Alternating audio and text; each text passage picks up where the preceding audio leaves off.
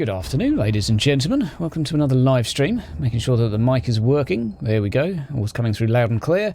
So, we're going to be doing another Dark Heresy one-shot today. This is using some modified homebrew rules from the Warhammer Fantasy setting, just to make things a little bit more ergonomic. We have some new players playing with us today. Just before we get a start, we're going to shout out to Sirenscape for some of the noises. We're going to shout out to Foundry for the software, Mooman for creating the software, who's actually playing today.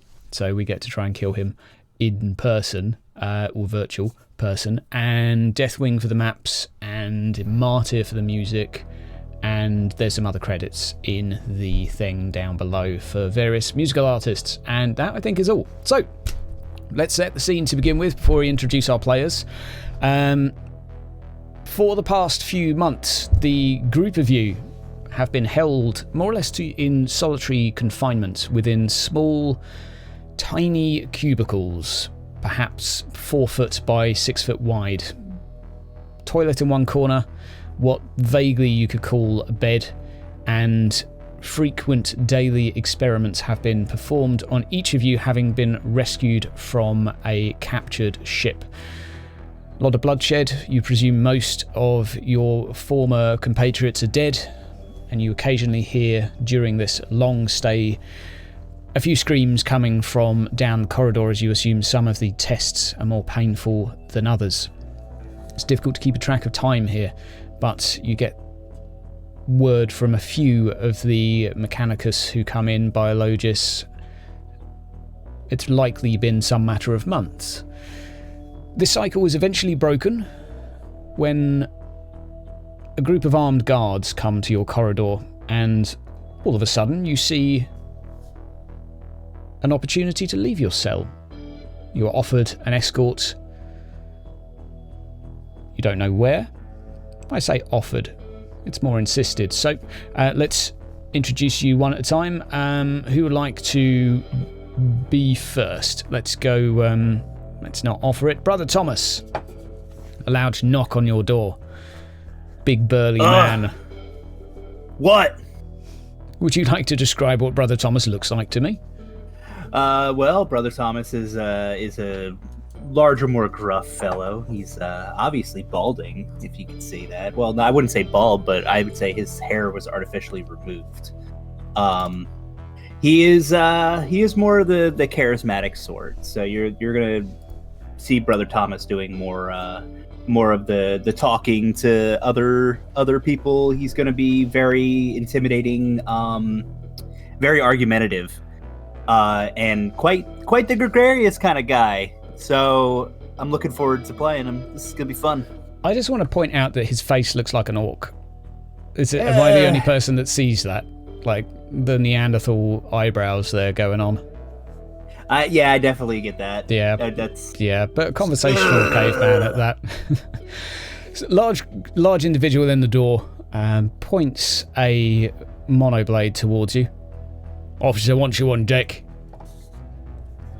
On deck? Well, where is that? Where am I? He smiles at you with the expression that implies somewhere between pity and just laughing at your predicament. See, you guys have been keeping me in here for, what, months now? I don't even know where I am. You're going to tell me what's happening now if your officer wants to see me. It's for your own good. Roll me a charm test, just to see what you can get out of this gentleman. Yeah. That's inquiry now, right? Yeah. Charm. Should still be charm. Or persuasion, even. I think I might have changed it to persuasion. Does he not have persuasion. It? Yeah, persuasion. Difficulty? Flat. Flat. Oh. You've been in here for the last 3 months. Need to make sure that any of the new recruits, he draws a small smile, aren't tainted with anything nasty.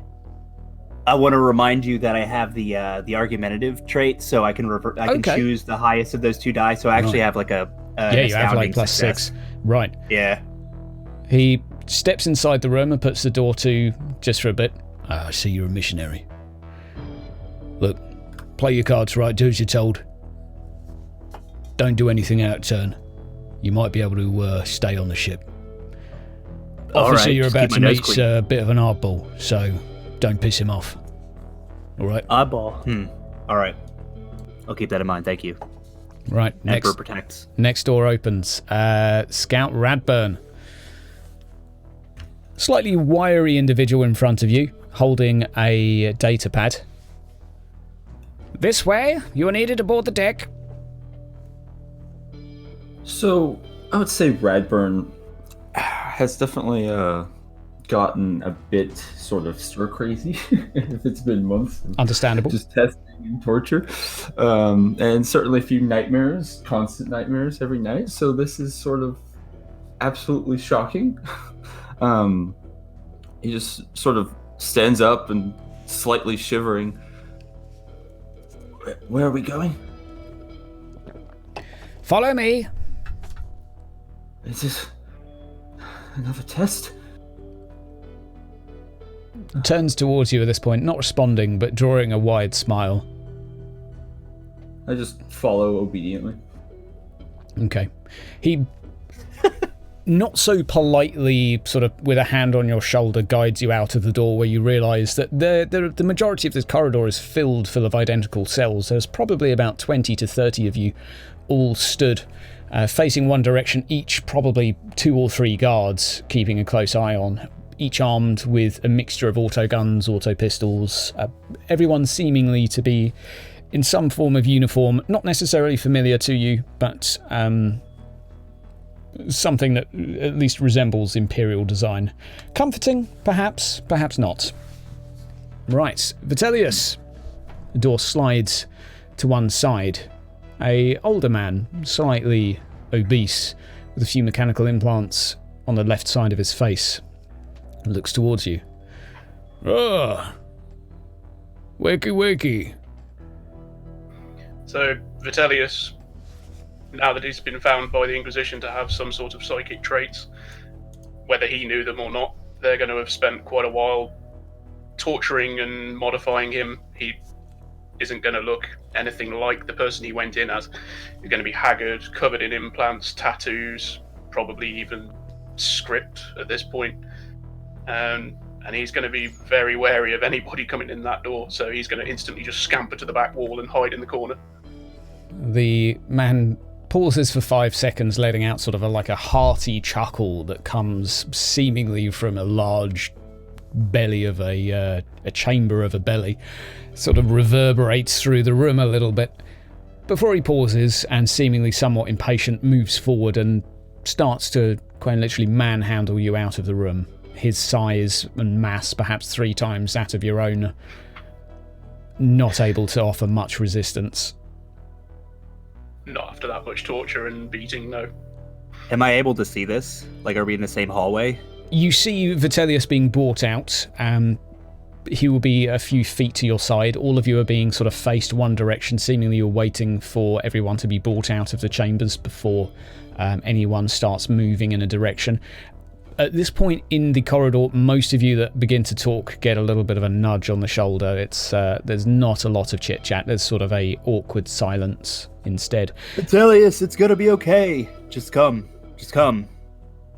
You get a shunt on the back of your shoulder. Keep it down. Medic Bleak. No, you keep it down. Your door slides open, and in front of you, a woman. Stern look to her face, a ponytail behind her head in a guardsman's uniform. This way. The services are called upon. Oh, is there light behind her? Or is it all dark? We've been in a still box for months, you said. So, and I imagine that we absolutely stink to high heaven as well. Yeah, you probably... I've probably got unkept hair now because I haven't had a haircut in 3 months. So it's a bit, it's not Wild Man of Borneo, but, it's on its way. And I think I've probably lost a bit of body mass as well because of just being stuck in a very small small room. And there's I've done all over the wall, well, not all over, but I've been keeping a 5-bar tally of the passing days as best as I can. So there's maybe a small patch of the wall that's got a days, number of days I've been in there. And I'm going. Sorry, follow you. Yes, your services are required. Are you sure? This is not a choice. Come with me. And she starts entering the room, a small pistol in hand and a stun baton in the other, motioning you to leave the room. Seemingly less of a request. Okay. I'm gonna like spill off some medical thing, like you know, it's been proven that stun batons don't actually do anything except like cause harm. You know, so I'll quickly run around try and avoid and like dart out of the doorway. As you pass through her, would you like to test that theory? No, I'm good. Good. And steps you out into the corridor, joining with perhaps some 50 others at this point, surrounded by perhaps even 100 armed officers, guardsmen, a mixture of crew ranks, but all heavily armed. And the group of you are then marched down what seems to be perhaps even a kilometre of ship. You get the impression at this point that this ship is likely several times larger than that which you came from, which perhaps was a couple of kilometres long, perhaps even 3 or 4, but normally you would expect a fairly dramatic change in the scenery as you traverse a ship, and yet this one seems to be rather more monotonous, just endless corridors being seemingly the same section of the ship. You pass various crew that are working. I don't care because it's not the same cell I've been staring at for 3 months, so it's still like a holiday to me. Yeah. You see the occasional individual that's working as you sort of are escorted past. Quite a few of them turn to look to you with a bit of a smirk and smile, some seemingly gossiping a little bit as you are taken into a large chamber. It's somewhat industrious, a few cargo containers organised around the sides, alongside several other of your former compatriots, some ministorum, some from the guard detachments familiar to Radburn and Bleak. Each of you arranged at this point in small units, let's say, groups of 4 to 5, some even 6. Around the lining of the room is perhaps these still 100 guardsmen, auto rifles in hand, arranged in neat formation looking towards all of you. And you're arranged facing an elevated platform. There's a little bit of a murmur at this point in the room, and it does seem that individuals have some opportunity to talk and discuss. So you feel for the first time that you're able to draw breath without someone shoving the back of your shoulder. Gentlemen, do not fear. The Emperor protects. Also, I kind of know something, so don't worry. Let's just keep moving. One of the groups next to you approaches toward you, Medic Bleak. You're right. Survivor from the last ship, were we? What ship? You know, the Cobra class vessel. We were boarded. Are you from there? I see. He raises his arm up towards yours, bearing the same insignia and detachment. Nice to see we weren't the only ones that made it out. Well, if you can say made it out, you know. Yeah. Any idea what's going on? No, I just think we're being sent to meet to the grinders. I think that's what we're for. All right. I'm half expecting a fucking bomb to be put around my neck. Yeah, that sounds about right. Well, at least the Emperor's still with us, clearly. Otherwise, we wouldn't be here, would we? True. I hope the Emperor allows us to have a shower, because I fucking stink. You're telling me. Raises his arm a little bit and instantly a pungent. I'll step back. Yeah, it was a bit of a problem before we got here, but you know, it's too many glands. That's what the apothecary said. Who is it? Sorry, Sergeant. Me? Yeah. Oh, what's your name? A drivel. Not sergeant. Drivel. No, just a conscript. Conscript drivel. Goes to shake your hand. As you were. Oh, I wouldn't touch my hand, mate. I wouldn't touch my hand. I'll give him a salute instead, or whatever they do in. Okay. Salutes back and tries to shake the hand of each of the remainder of the group, just introducing himself. There is a little bit of light conversation within the room that seems to be, let's say, tolerated for the meantime. Have I heard of him before? Do I recognise the name? Not particularly. He does. Oh, okay. He comes across as someone that's not very important, or social or respectable. He seems to be like a runt of the litter. You wouldn't necessarily want him in your squad. Well, maybe, or maybe you would, because you could just throw him at the whatever's trying to eat your face. He would be excellent cannon fodder, indeed. So the room continues to chatter for some 5 to 10 minutes with some vague introductions. You see the occasional person being sort of reunited with a former colleague and some handshakes passing back and forth. This is rather briskly interrupted by a stomp of the feet of the guardsmen surrounding the room at this point, and on the elevated platform in front of you... Sorry, are we dressed, or are we like in our... You're in uniform. You're in uniform. You've even got your guard flak armour still on. Really? We haven't even taken... Okay, alright. Yeah, fully equipped. You don't have necessarily your weapons on you, but you're in uniform, let's say. So maybe not you don't have your helmet and all of that, but you're in what would be your standard guardsman uniform. Yeah. And that's what we've had for months, these months. Yeah, we wouldn't even pretty taken much. it off. You would have been sprayed down occasionally. Uniforms would have been changed perhaps twice over those months, but generally some form of disinfectant spray has been treated to you over that time. It's still... It's nothing like feeling like cattle. Yeah, pretty much. So in front of you at this point, the noise in the room is quickly dampened with a stoic-looking individual with trimmed, sort of militant-looking hair, various decorations of aquillas, a few purity seals, and a notable bionic eye. He holds a power sword, which instantly strikes you as a symbol of authority, if his posture wasn't enough to signify that. Beside you, Drivel continues to try and spark up some conversation with Vitellius and inquiring regarding his bionics. Vitellius, in front of you, Drivel is currently trying to sort of reach for one of the pipes that is sort of seems to be laced around your neck. So what does this do?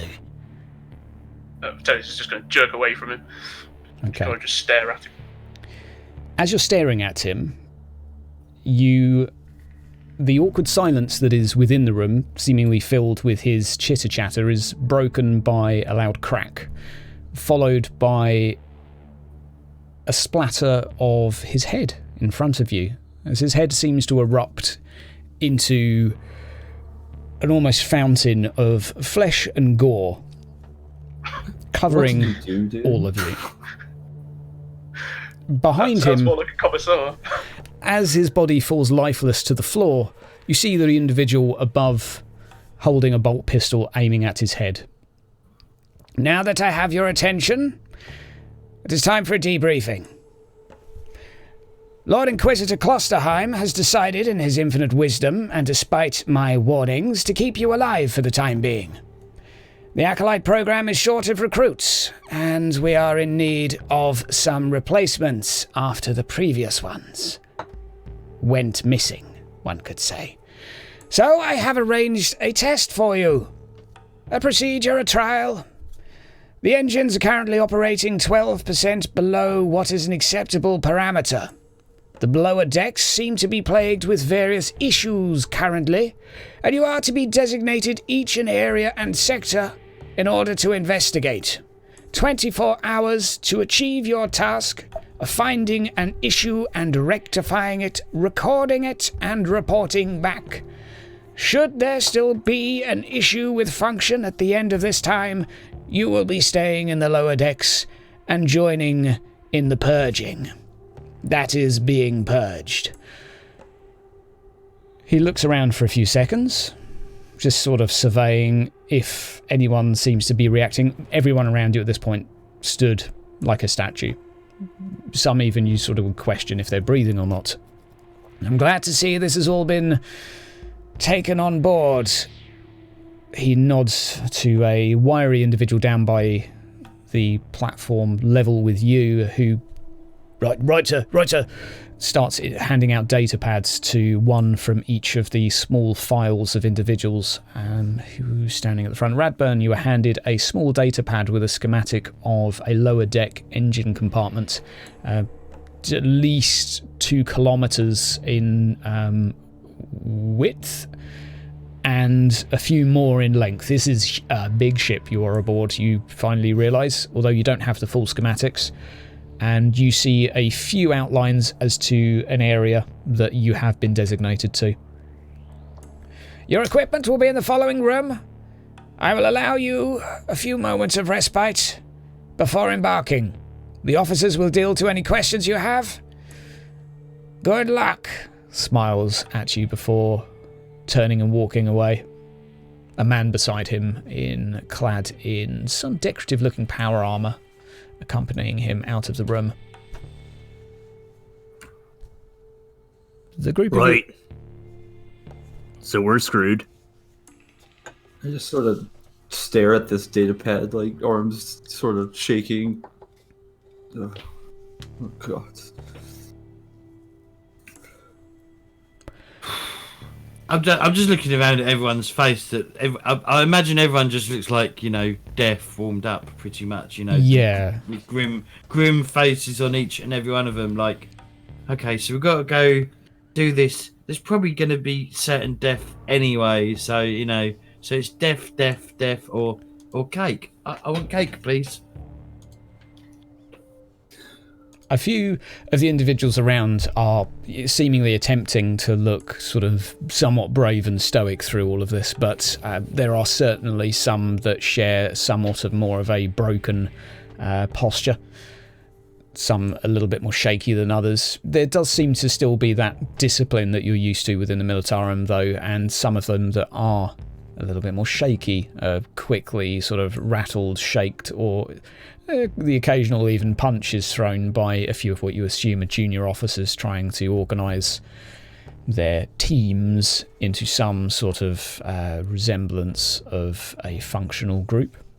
A minute or two passes before you are ushered towards a series of tables containing your personal effects and equipment. You notice that they do seem a little bit cleaner than you last had seen, and they have a rather pungent smell of some form of disinfectant of sorts, but it's familiar equipment to you, so you're each reacquainted with your weapons. Your flak helmets and the rest of your pauldrons are attached, boots strapped on, and you are escorted toward the engine compartment of the ship, and especially the lower decks at that.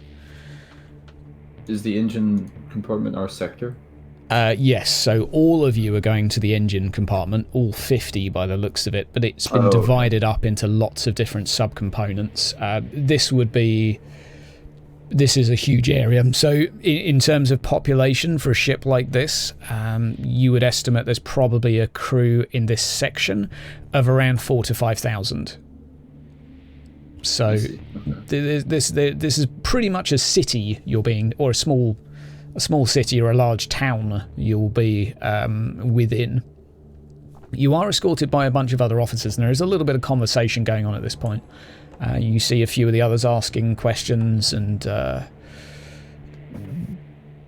curiosities regarding the ship, where they are, how the war goes. So is this a competition between groups or something? Are you asking each other, or? No, I'm asking the officers that are there. The ones escorting us. Certainly could be. I had to go see something similar myself.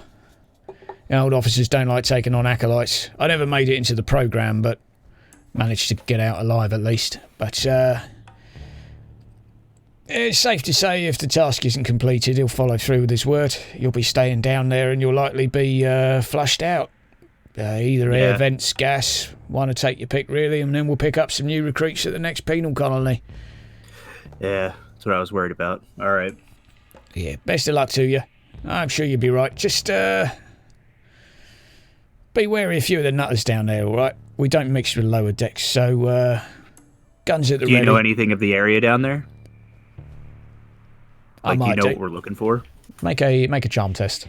See how much information as you finish your journey you can get out of him. You see, because I've traveled a lot across the galaxy, just many different places, and all right, I honestly don't want to. I don't want to lose that experience here and now. So let's have another test for you. Yep, let's have another persuasion. Yeah. Oh no. Oh well. I shouldn't be telling you too much. Afraid not. It's do we have? Yep.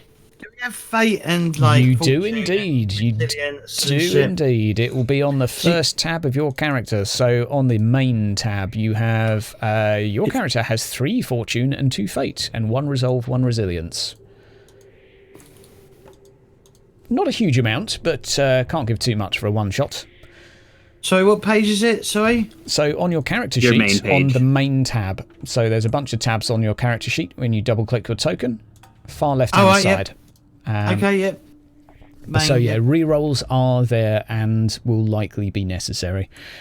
So it's not too long before you're taken to a elevator, a grav lift, that seemingly only goes down some 50 metres, perhaps 100, before a rather different change in scenery. A large portion of the guard that had escorted you there are... they maintain their post. A few of them line the back of this mag lift or grav lift as you're taken down, before you're finally introduced to what appears to be the lower arse end of the deck, of the ship rather. It's grimy, it is grubby, it looks far worse than where you were several moments ago, far less cared for. Piping and just about anything else you can think of loosely covers the scenery. There we go. And each of the groups at this point, holding a data pad up to themselves, start moving off to their areas. Seemingly left to their own devices by now, most of the groups are gossiping. You overhear a few of them conversing with regard to which component they've been allocated, whether they're going to the cooling section or supplies. You are... Alright, who can read our data pad? Yeah. I'm like trying to get around, like trying to orient myself. Well, you've got a talent that means you always have a rough idea as to which direction north is, which would pretty much equate to on a ship you would be able to line up. Yeah, what the hell does that mean? Yeah, on a ship it means you can basically look at the schematics and the sort of the markings on the walls that sort of are used to orientate yourselves as to which direction is the front and which is the rear. So you're able to navigate this with a degree of certainty, at least. It's been a good few months since I've, done my job, so it's a bit shocking to get back into it so quickly. But do I know? So do I know where to go? Like you do indeed. You do indeed. You would find it difficult to get lost. Okay, good. All right, lead the way, Scout.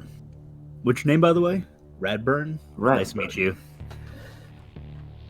Well, they all sort of. I preferably not to that day. Expectantly to lead the way, and I just sort of timidly take a step and I guess keep going. Who said that they travel the universe or whatever? That would be me. That? Yeah, so I've been on a pilgrimage. Do you have any idea what could be causing the problem? No, I have no idea. Actually, I don't even remember how I got here, so I'm just going to try and survive today. Why they would send us down here? Well, the threat of death. Best case would be a fuel leak. Worst case, I could only imagine. Well, a datapad should tell us what component we're looking for and what we need to do, right? Yeah. Who can read? Can we all read, or is it like Warhammer where only people got the talent or skill? All of you can read. You are familiar with literacy, but something like technical skills would be somewhat more limited. So you can all read basic Imperial texts, and you are familiar with Low Gothic, which is what most of this will be written in. Some of you will know High Gothic if you're in the Ministorum. Well, Brother Thomas would know High Gothic, but no one down here is going to speak it. I have linguistics and scholarly lore, I guess, scholastic lore, ecclesiarchy, so I should know High Gothic. Yeah, you will, but down in the compartments of a ship like this, unless you bump into another Ministorum, not many people are going to be speaking it, unless it's an oddity, let's say. Most down here would all be speaking the same language as yourselves. The instructions for you... Can I... Oh, sorry. That's all right. The instructions, as you see them on the datapad, Radburn, lead toward a section adjacent to the cooling system. It appears to be heavily laden with pipes and coolant, so it's a fairly easy inference for you that it's something to do with the cooling mechanism, or mechanisms. Looks like we're going to the cooling system, friends. Hopefully there's no leak or anything. Maybe there is, and we can all have a fucking shower. I say, chuckling to myself. I think that would kill us, but right on. You're more than welcome. Lead on. Okay. So the group of you... Yeah, I'll go ahead and... Yeah, okay, Radburn taking point. The group of you move forward through what you would estimate, Radburn, would probably be a couple of hours of trekking through tunnels and someone at the door, but I'm not expecting a parcel, so I can fuck off. Yeah, I'm not expecting any deliveries. You continue on your travels, and you start to see the occasional worker, the occasional servitor as well, grafting away, some carrying bits of machinery. By this point, there are still one group trailing with you, another detachment of maybe 5 other former Militarum individuals. But there's an increasing density of crew that you can now see going about their business. A few of them nod to you. Most look slightly wary of your presence. A few sort of unusual, less savoury looking individuals giving you a little bit of an eyeball. But increasingly you find yourselves in the midst of some company.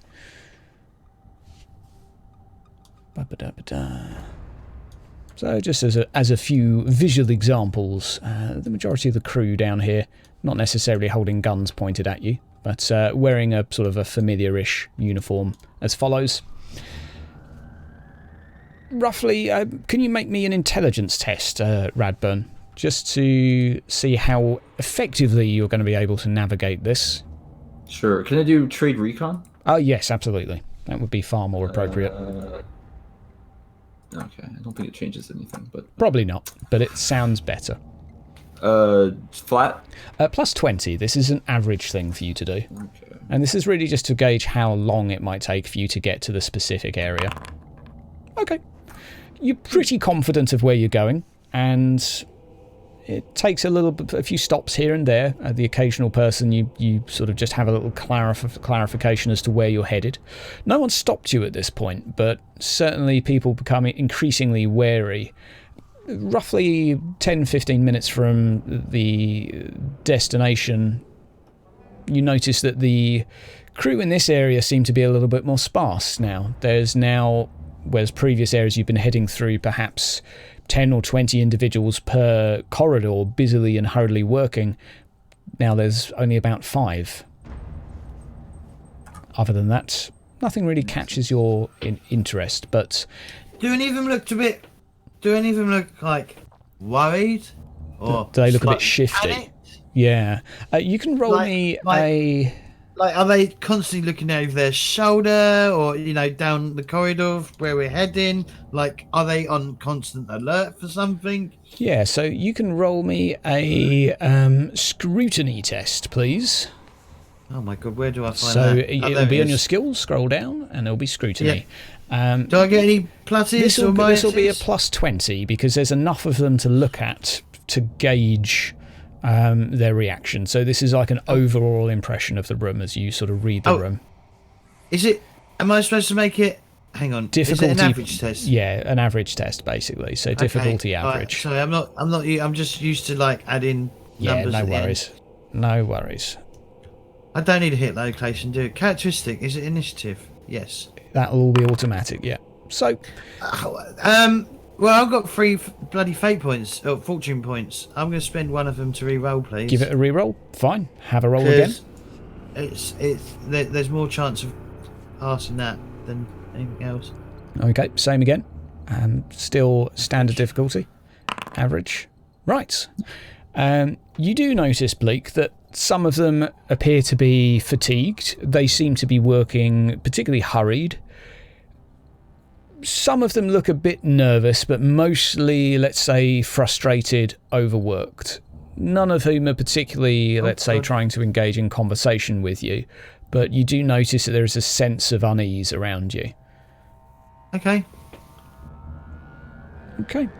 And this scenery continues for the final sort of 10 minutes, and you find yourselves in the sector where there is reportedly something to investigate as to why the decline in performance is here. You're free to do as you please. Is there... No, I'm not trained in that sort of sense. I'm not good at looking at, like, if there's any, like, tracks or anything, or any, like, telltale signs of what's gone on, whether there's any fire, anything, not fire, but any, like, not blaster fire, but you get my You've not gone through any disasters, let's say. There's not been any signs of any explosions, any... there's the occasional leaking vent, but it doesn't necessarily strike you as out of the ordinary. I'm gonna say to, like, the rest of them and go, hey, do you have this sneaky suspicion that we've actually just been sent to our death? It's not. But of course. Yeah, that's not a suspicion. Always. So the group Just is, checking. you are free to investigate. Gentlemen. Brother Thomas walks out with his arms spread wide. How's it going today? We're just passing through here, but I would like to ask you a few questions. Respond to me, recognize me, or well. I'll let respond, brother. Am I talking? Yeah, you're talking. I'll inform brother Thomas of, like,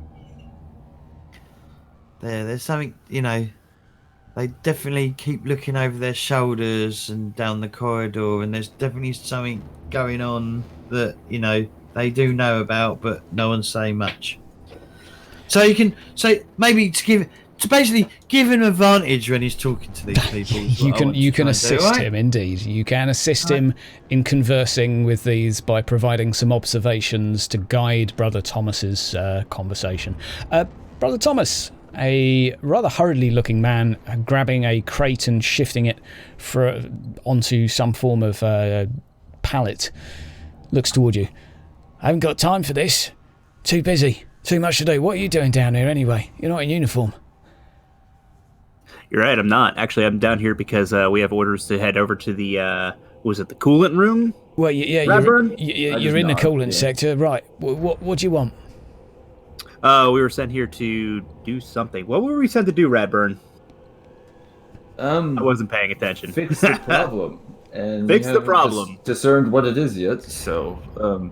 The problem is I haven't got any bloody mates down here. It's just me and me Todd now. Look at us. Well, we're here now. Look at us. We're here. What else needs to be done? What can we do to help get this back in track? Points around the room at the 4 other individuals that are in there. And this is a fairly large room. A a container with multiple sort of pallets are laid up here with coolants on them and a mixture of other tools and assortments of components that you're not really familiar with. Look, there's normally about 100 of us around here. I don't know where everyone's buggered off to. We saw a whole bunch of people when we got here, like on the way here. There was a whole bunch of people, but as soon as we got here, no one's here. Yeah, they're down doing the piping and the riggings. We're well, have a look about. Look, and he shouts to his mate. Have you seen Tony? No. How about Frank? No. What about Cleve? Guy shakes his head and looks back toward you. You see what I mean? Emperor, so protect the problem us. is missing crew members? We're missing about... What, you reckon? He looks at his mate and who sort of looks at his fingers a bit. Gives you an estimate of maybe out of a normal 500 that would be in this coolant area, roughly only 100 are still here. And they're not sure where the others. They're not sure where the others are. They just haven't shown up. Have any of you? Where's the last time you've seen them? Like, was it here before you guys left for your shift switch or something, or what happened? Do you know where they went? Gradual thing, or just people being picked off? It's been over the last I don't know, about 6 months. It's been going down. We've been sending reports to the officers, but they don't bloody care. They just wait till we get to the next penal world and get some more geezers down here. That might be why we were sent then. Yeah, let's have a think. There's I guess Tony was seeing some bird down here. He found a little lady he was having a little bit of a pally session with, and all of a sudden he weren't here the next day. And a lady? They'll do that to him. Yeah, well, that's what I figured, but when it was... bit of hanky-panky, yeah? Is that what you're saying? Bit of hanky-panky? Well, there's a lot of hanky-panky if there's, 400 people gone. I want in some of that. Sounds like a pile. Could be. Could be.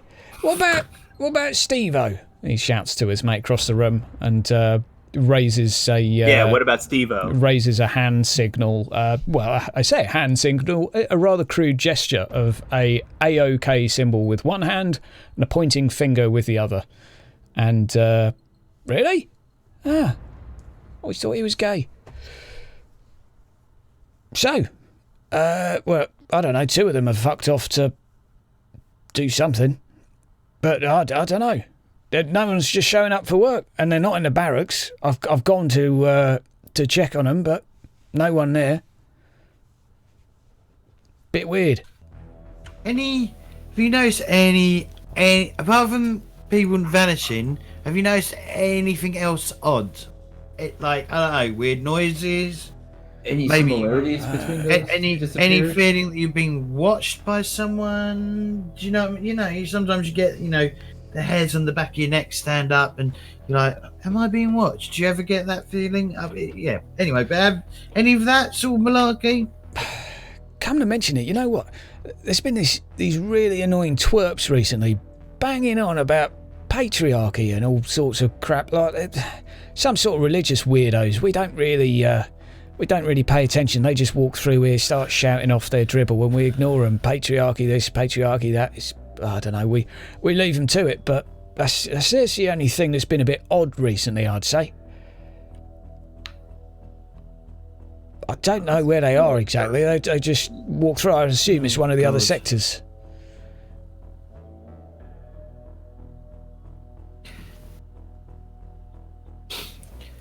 Could you let us know? Could you point us in the direction of that sector? Just kind of shrugs his arm. Fuck me if I know. I don't talk to him. Weird. So if I look at my map, we're in the sector we should You're be, in like a whole large area that is dedicated to cooling systems.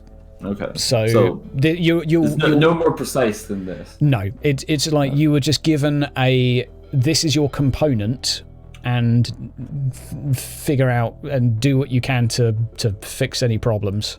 So your instructions are incredibly vague as such, and the area you're going to is like the equivalent of head to Sector 56 and fix whatever's going on there, and you're in the right sector. Yeah, so it sounds like our objective here is to figure out why these people are disappearing and stop it. I think I've got I suspectly know out of character, but I don't know if my character would know anything about it. Okay, what is this? Steve-O, Frank, Tony? Is there any similarities between them? It's a patriarch thing. For the three that they listed, all three of them were going off to have fun with a lady. Every one of them. I don't believe in coincidences. Does she always show up in the same place? Is it the same lady? The man shouts to his colleague, and they sort of do a few hand gestures, trying to sort of just describe a general appearance, at least from a second hand or even perhaps third hand of what they'd heard now, having not actually met any of these women or woman. They're not sure. Might have been different people, might not.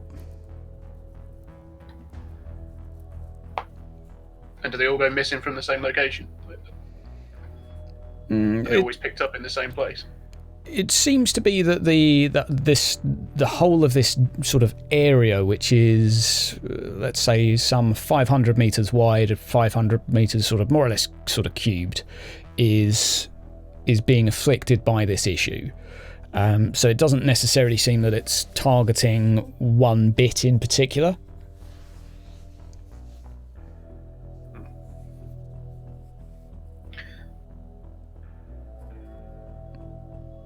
Right, well, do you think this patriarchy business has any relevance?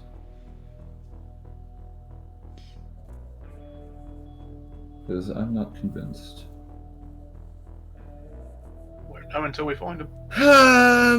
I don't know. It's awfully weird, doesn't it? Because there's these women, and then there's these... I don't know. Well, it sounds like we just need to look around. Right. I doubt we're going to get any more information from these guys. Yeah, I think we should. And we only got stick 24 together, hours. We already wasted, 6 getting down here? Alright, sure. Get a move on, lads. Right. Right, so what would the group of you like to do? I would like to say a prayer first, that death in service to the Emperor is its own reward. Life and failure to him is its own condemnation, boys. How long have I been Imperial Guard member for? Sorry, I just want to ask questions. I just want to ask That's some questions. fine. You're fairly fresh, like you've not seen proper combat yet, as, okay, so as I've never is standard. encountered No, most guardsmen don't survive their first engagement. So if you survive one, you pretty much become a veteran.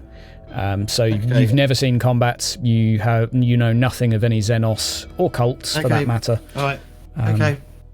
All right. I have a suspicion, but just to be clear, Vitellius, does he detect the warp just passively, or will I have to call for tests whenever I feel like it? You will have to actively have a good hunt around. If it's bloody obvious, I'll give it to you. But if you want to be a sniffer dog and actually go sniffing, you're going to have to roll a test. Fair enough. What would it be? This is going to be a sort of similar to a perception test, but it's just using something or awareness. You can look over on the group and advanced skills. You have a class skill there. Yeah, you have Cinescience, which you can roll. Yeah, there you go. It's basically... Oh, no, it isn't the same as awareness, but yeah, Cinescience. Be detecting it. So you can roll that. It is challenging because you're still getting used to seeing, firstly, through a bionic enhancement, which seems to give everything a bit of a sort of a reddish tint and somewhat pixelated, but you're able to make out details still. It's uncomfortable, but... Still getting over the torture in the implant process as well. Okay. Yeah. You have a good sniff around and observe at least your immediate surroundings of the room you're in.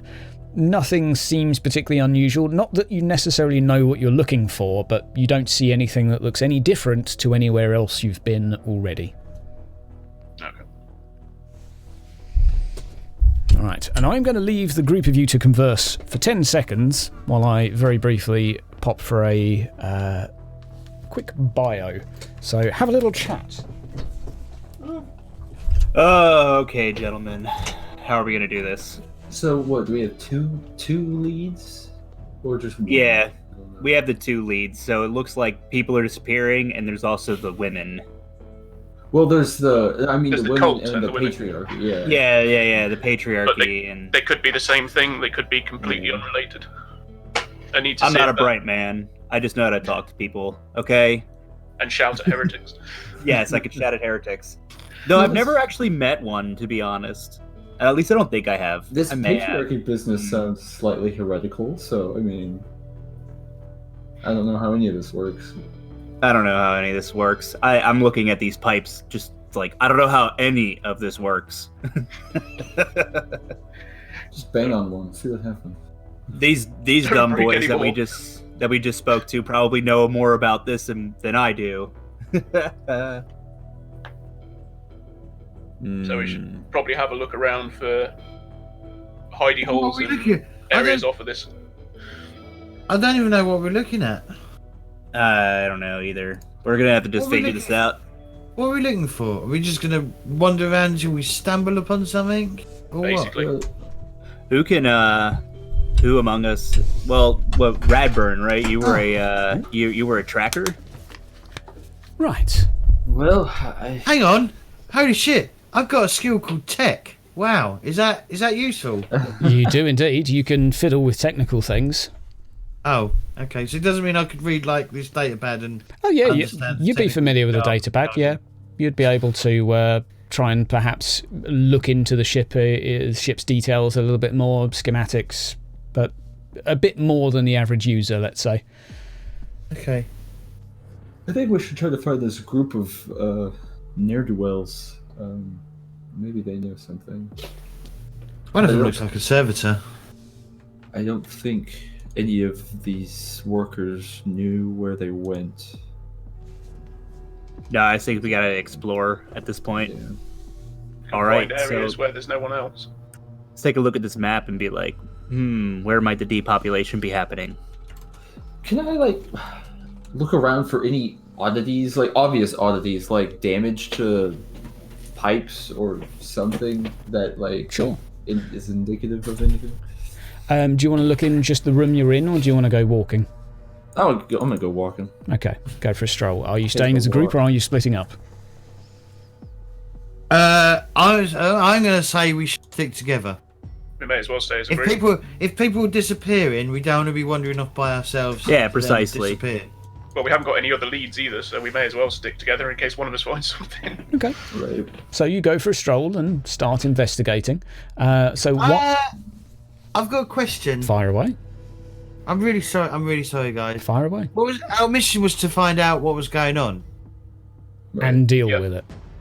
And deal with it and report Oh, back. well, there's missing people. They've disappeared.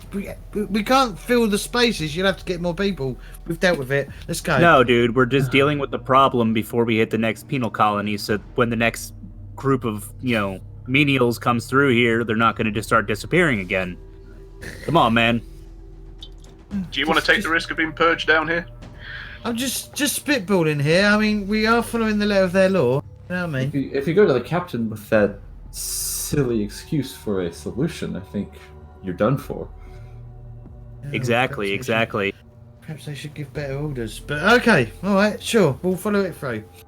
Do you want to tell the commissar that? I mean, you can go back and tell them if you want. We'll go ahead. We'll keep moving. But if you want to go back, by all means. One day, when I'm the same rank or higher. Playing the long game. Remember those orders 30 years ago? They sucked.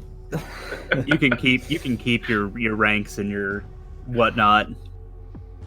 Mullion this for the Emperor. So Will I be making an awareness? certainly. So as a group of you are walking around, what are each of you doing? We've got one observing the sort of mechanical aspects of the area, the pipings, etc., looking for any structural damage. I'll just be striking up conversation with anyone that we find. Okay. Just passerby conversation, see if I can just weasel out some kind of information from them. Other than that, just keep moving. Okay, Bleak. Could Could I, rather than like everyone rolling, could I assist in like looking around? Who would you and like stuff to assist? that? We're talking or just snooping around, looking at more of sort of observing?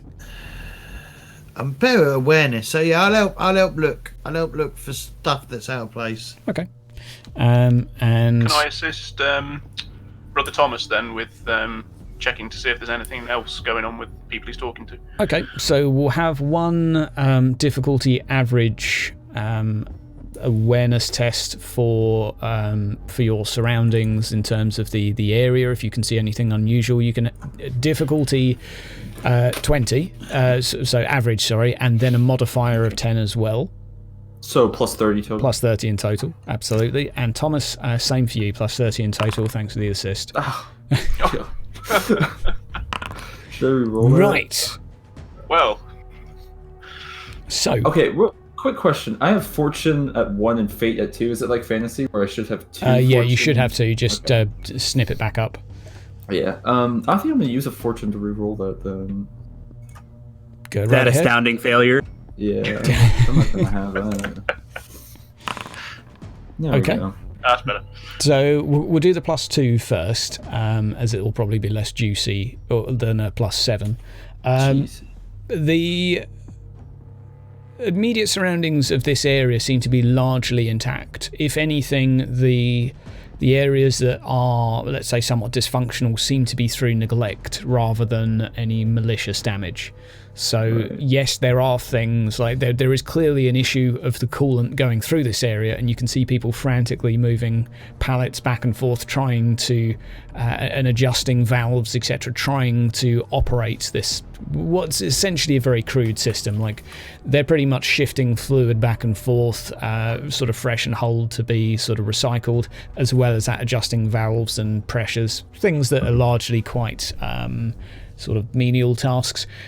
But again, the only findings you find are generally that of neglect. So the problem to you would seem to be lack of manpower rather than sabotage. Right.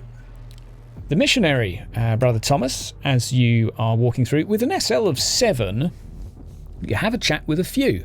A lot of people share the same gripes and grumbles of being overworked. Too many people aren't showing up for work. No one knows where the hell they've gone to. It's all a bit pissing weird. And something But I guess I'm trying to get to the point of like trying to figure out, like, based on all the conversation that's happening, all the different individuals, I'm trying to piece together like where might this be occurring from, like in Yeah. So you generally find that, let's say, it's a fairly diffuse spread of people that have gone missing. So they seem to be having been plucked from a lot of the area. Something that does strike your interest, though, with an SL of 7 is you bump into a man that is somewhat more cheerful than the others, spark a conversation as to his exact motivations for standing out in such a way and his reasoning, and he exclaims that he has a date. Well, he has a woman, at least, he's particularly excited about meeting in a few hours' time after his shift of 14 hours has ended. And he's... Oh man, that sounds amazing. starts Good on going you, bro. into a bit of detail. She's got curves all the right places. She's generally in uniform, so he's not seen like much of her, but he's pretty excited. There's not a lot of room for romance down here. It's kind of, you finish your 14-hour shift, you hop on the good foot and do the bad thing, and then you go to bed, and then get up and do another 14. So that's pretty much as you could hope for in a shithole like this. But he seems to feel fairly fortunate, at least. So where'd you meet her? Oh, she just came up to me the other day. Said she liked the way I look. Said I smelled nice. Yeah, that's a really strong commodity down here. If you do smell nice, yeah. Does he smell nice? Does he smell nice? Make an easy awareness test. Awareness. There we go. This is without like literally going up to his neck and sniffing him. So Sniff. okay, we have a sniffer dog in the party. Good lord, let's have another one from the spotter too, as just to as the two of you give him a little whiff. Oh, I'm not even there. You're not there. Oh, yeah, of course. No, it's me beside him. Just smells a bit sweaty, really. So he does smell better than everyone else. Got it. It's the smell of a working bloke. Bit of grime, bit of grit, bit of... it's not necessarily one's cup of tea, but that's the aroma you get. With a +5. No aftershave, not that one would exist. It's true. No, he doesn't seem to be anything special other than a bit of a sweaty man. So where'd she tell you to meet her? He explains that they're meeting towards the edge of this section for somewhere a little bit more secluded and cut out, sort of out of the way. She'd sort of, let's say, lured him in with a few promises and had been somewhat on the suggestive sort of side of things. All right, well, it was nice meeting you. I'm going to go ahead and go back to the group, and I want to discuss this. Like, are we going to stake this out? Are we going to just crash this party, meet this woman? What are we going to do? We'll give him some privacy. Let's just, and leave. No, just kidding. I think we should definitely follow secretly and see what's going on. Okay. Yeah, it's our only real solid lead. We need to follow. Okay. So he tells you that it was roughly sort of 2 to 3 hours until he was due to finish his shift and head over there. So you've got a little bit of time if you wish to snoop around or do as you please. But he gives you a rough description of where he's headed. He's designated to a particular room, so you know where he will be. And this is let's go there before he does and try to hide there maybe. Okay. Any objections? I So don't what know. you saying? All 4 of us are going to go to this room and hide? Not the room itself, but the path to the room maybe, or Nearby, and then we can just snoop. We could check the room out ahead of time as well. Yeah. Oh, that's a good point. See if there's any other ways in and out. Yeah, I say let's go investigate this room. Okay. So? Because if it's like a way out of the way kind of room where people go to meet up to have interactions, I mean, then that's definitely like a very sketchy area then. Definitely want to check it out. Yes, interactions. There could be any amount By of the heresy Emperor. going on. Indeed. Let's find a small room. Ship data, large room. Bibbly bobbly boo. Okay. So. Oh yeah, this looks like a sketchy as heck room. This is a large room, though. This is a large room. This is a large room. I'm just going to modify the large room because I think you guys are a bit big right now. So let's just fix that and show off the power of foundry with some bibbly bobbly boo. There we go. Right. So, the group of you head to the designated location for said meeting point and interaction between man and woman. It appears to be fairly out of the ordinary, although more or less abandoned. There is the occasional sound of clanging coming from down the corridors of nearby areas that are still functional, but this room seems to currently sort of serve no purpose. Most of the piping here is rusted over. Most of the valves seem to be rusted to a point that implies that they've not been used for some time. You get very much the impression that this is somewhat of a redundant area. And once you arrive, what would you like to do? I'll go bloodhound it again. Go have a little snoop around. Fine, you can roll me a Sin of Science again. This is still going to be challenging, so no bonuses for you. You are effectively using a new pair of eyes. Whoa. Yeah, it's difficult. Give that a reroll. Okay, sure. If I can find it again. Ooh, there we go. Nice. Ooh. Nice. So the crit doesn't inflict extra damage.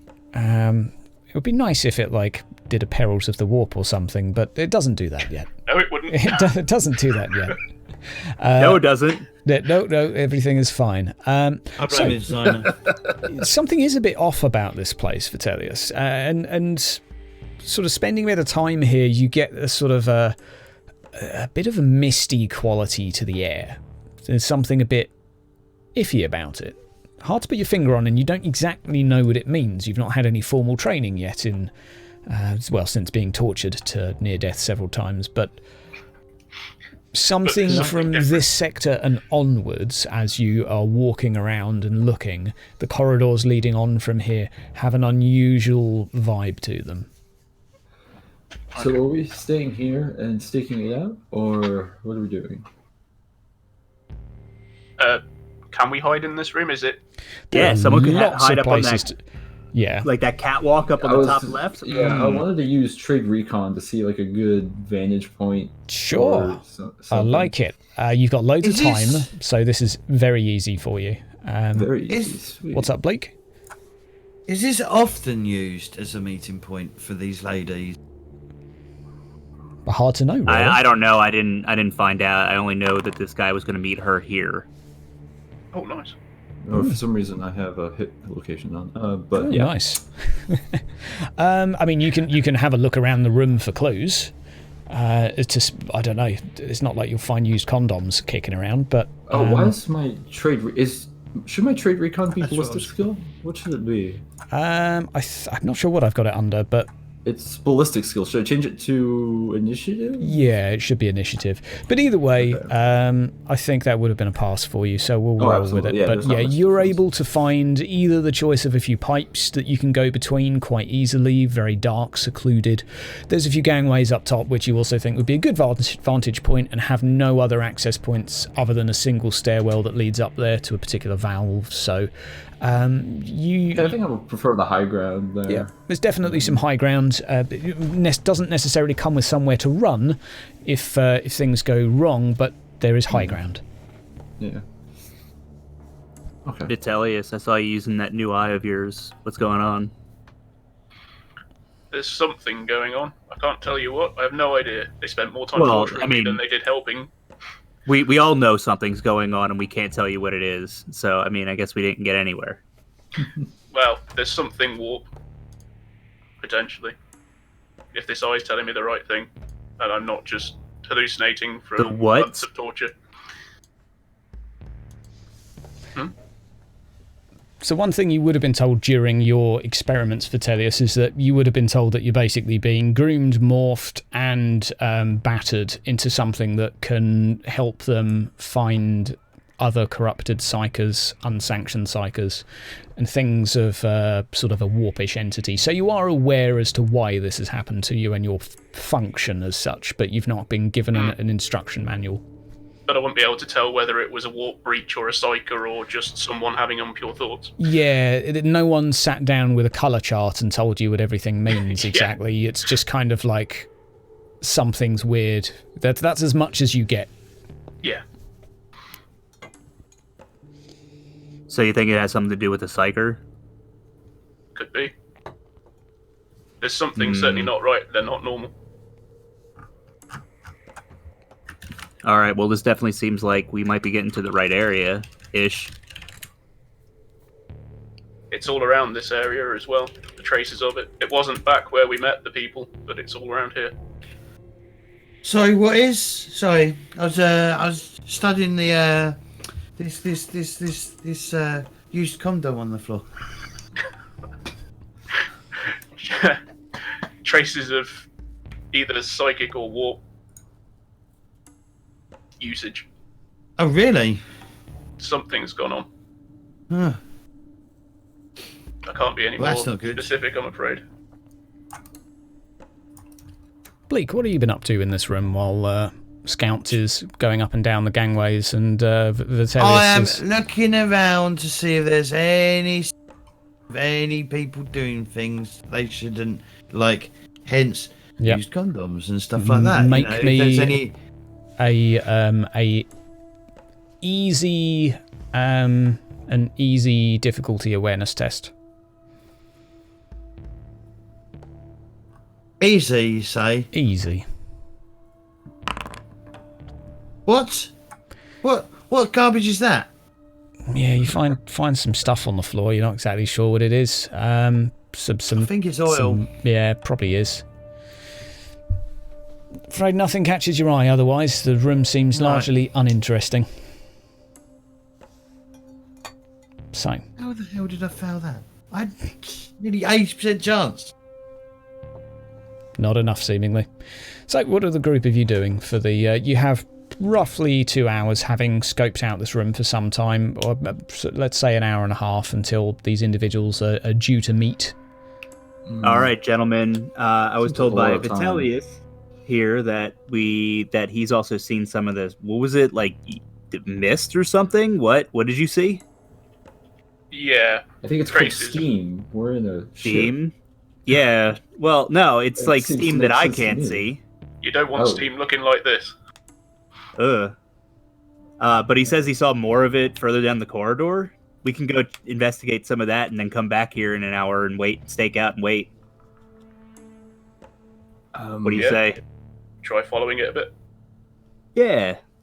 I Follow don't the have a good bloodhound. feeling about it, but we can try, I guess. Well, we got a job to do, and if we don't do it in 24 hours, we're gonna die. So we go to our death, or we wait for our It's death.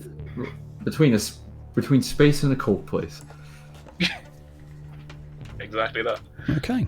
So there's a small series of corridors that lead on from this room. What and how would you like to proceed? What are you doing? Following the psyker sniffer. Yeah, I don't think I Following should me do to this get- one. Oh. Oh, hello. Hello. Hello. We can't Not see what you detected. rolled if that matters. No, we weren't supposed to. Do you want me to? If you want to hide that, do self roll. I think. Self roll. That's what I was doing. Roll. There we go. Right. Happy days. Okay. So you can. How are you proceeding down here? Well, I'll be at the front, but carefully. Okay. So are you going with caution or are you going with speed? Caution. Caution. Yeah, and I'll be right with them. So whoever's going first, make me a stealth test. And this is fairly straightforward. You can have it at a normal difficulty, given that it is dark. It is narrow, though, and you are walking along metal girders, which do make a little bit of noise. But treading softly, you're able to at least somewhat hide some of your footsteps. So it's Are we all average, doing sorry. this? Average Plus 20. difficulty, sorry. I would say whoever's going first, do it for now. That'd be me. Done. Okay, and I'm just trying to find a suitable corridor for you. So Got bear two with me minutes. 1 second. Oh god. Quite a corridor. It's quite a corridor. Pop. Right. There we go.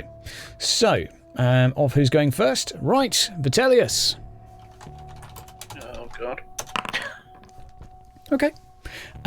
You manage to sneak forward. You notice at this point that certainly this misty quality to the air. Misty, however, almost like a very faint storm. You see small sparkles that almost feel somewhat electric. You see them, but you don't necessarily feel them as you walk through this. It's a very peculiar... let's describe it like a reddish-purple electrified fog that you are now walking through. It makes your vision somewhat harder to see, but it gets thicker as you move forward, and you're able to still move relatively cautiously, keeping to the edge of the room, going some 15-20 meters ahead of the rest of the group, just snooping around. You get to a point where you are fairly sure. Roll me an awareness test. Flat. A normal average difficulty plus 20. The room isn't shaking, right? Like it is in the image. It is occasionally from the firing of the engines. There is a bit of a bit of Space a turbulence. yeah, a bit of space turbulence, pretty much. It seems to be the routine firing of some pistons. You're not exactly sure how a ship engine works, but something technical's happening. Vitellius, as you're walking through quietly, you get to a corridor and you hear something. You're not quite sure what it was.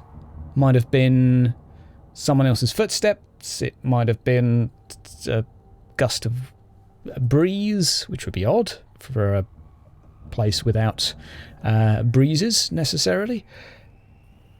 Is my sixth sense tingling at all? Sixth sense. That is... I would say, other than having a couple of corridors ahead of you, you're not quite sure what's there, but you think there might have been something there. That's as much as you get with your -1. And you're able to silently move to the group and explain to them what you think, that there may be others down here, but you're not sure. Right. What do you mean others? There's something, I can't tell you what, but this effect of the warp or whatever it is, whatever I'm sensing, it's getting a lot stronger as we go down here. And it could be the user up ahead, or it could be a group of them, I don't know.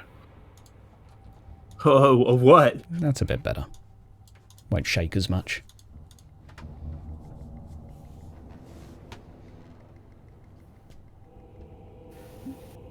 Do we have weapons? Yes. Yeah, we do. We got them from the armory before we left. Alright. What have I got? I'm just gonna draw my gun, my dad's carbine, and just have it ready. I feel like we're in. I don't know. I have a bad feeling about this. I'm literally gonna say I have a bad feeling about this. Okay. What are the group of you going to do? Well, bad feelings or not, we got to keep moving forward. Got We have to figure out roughly- what this is. You get to the point where you've got roughly half an hour, so you kind of going to be a little bit torn time-wise, pushing forward or going back.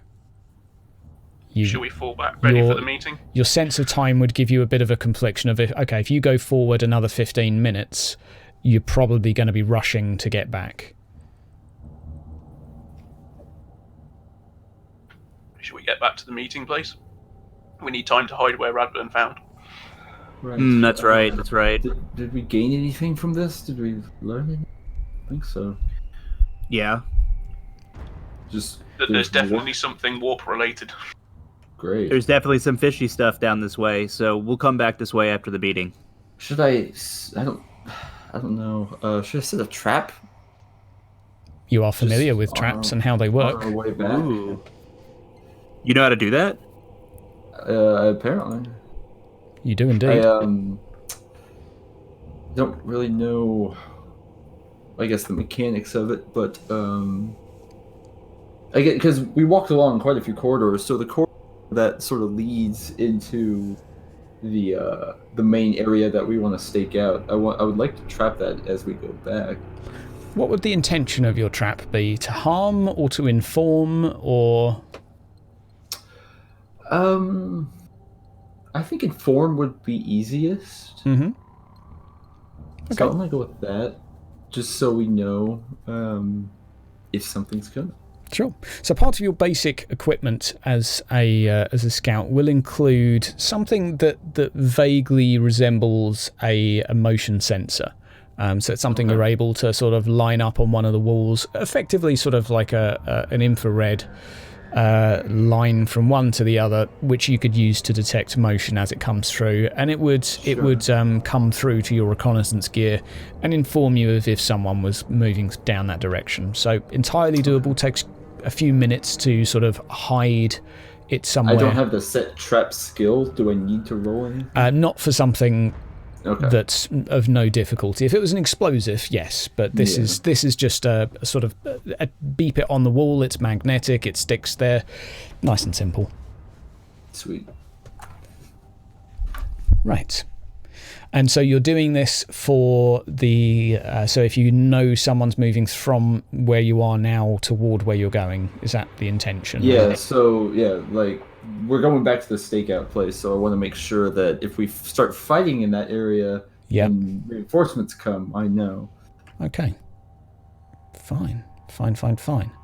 Right, let's go back to here. So you're heading back? Am I correct in my assumption? I believe so. Everyone You believe so. And are you all taking the high ground as you perform a stakeout? No, I was gonna hide in one of the pipe crevices that he had found for a good as a good hiding spot down bottom. Pipe Yeah, I crevice was going to go for pipes on the down ground as over well. there, and we have Vitellius down between two pipes. Very dark, very damp, a little bit warm, as you expect that this is where some of the coolant is coming back through, but it's comfortable enough. Just causes you to sweat a little bit more than otherwise. We have Scout Radburn up top on some railings. Medic Bleak, where are you going to be? We shouldn't split up. We shouldn't split up too much. So you should go up top with him. I'll go up top. I'm up top with Red Bull. Or Bleak. Or... Okay. So 2 of you on the high ground, 2 of you down low. You're able to confidently get into positions where if someone were to head up the stairs, it would be fairly apparent that you're there, Radburn, but it does seem that there's not a lot of reason to go up the stairs other than to get to one very rusted-looking valve. So okay, sweet. You feel that it's unlikely someone would come up here unless... So, as you said, there's one entryway, so... Yeah, there's one walkway up and down, but... that you could see it as an advantage or a disadvantage, depending. Yeah.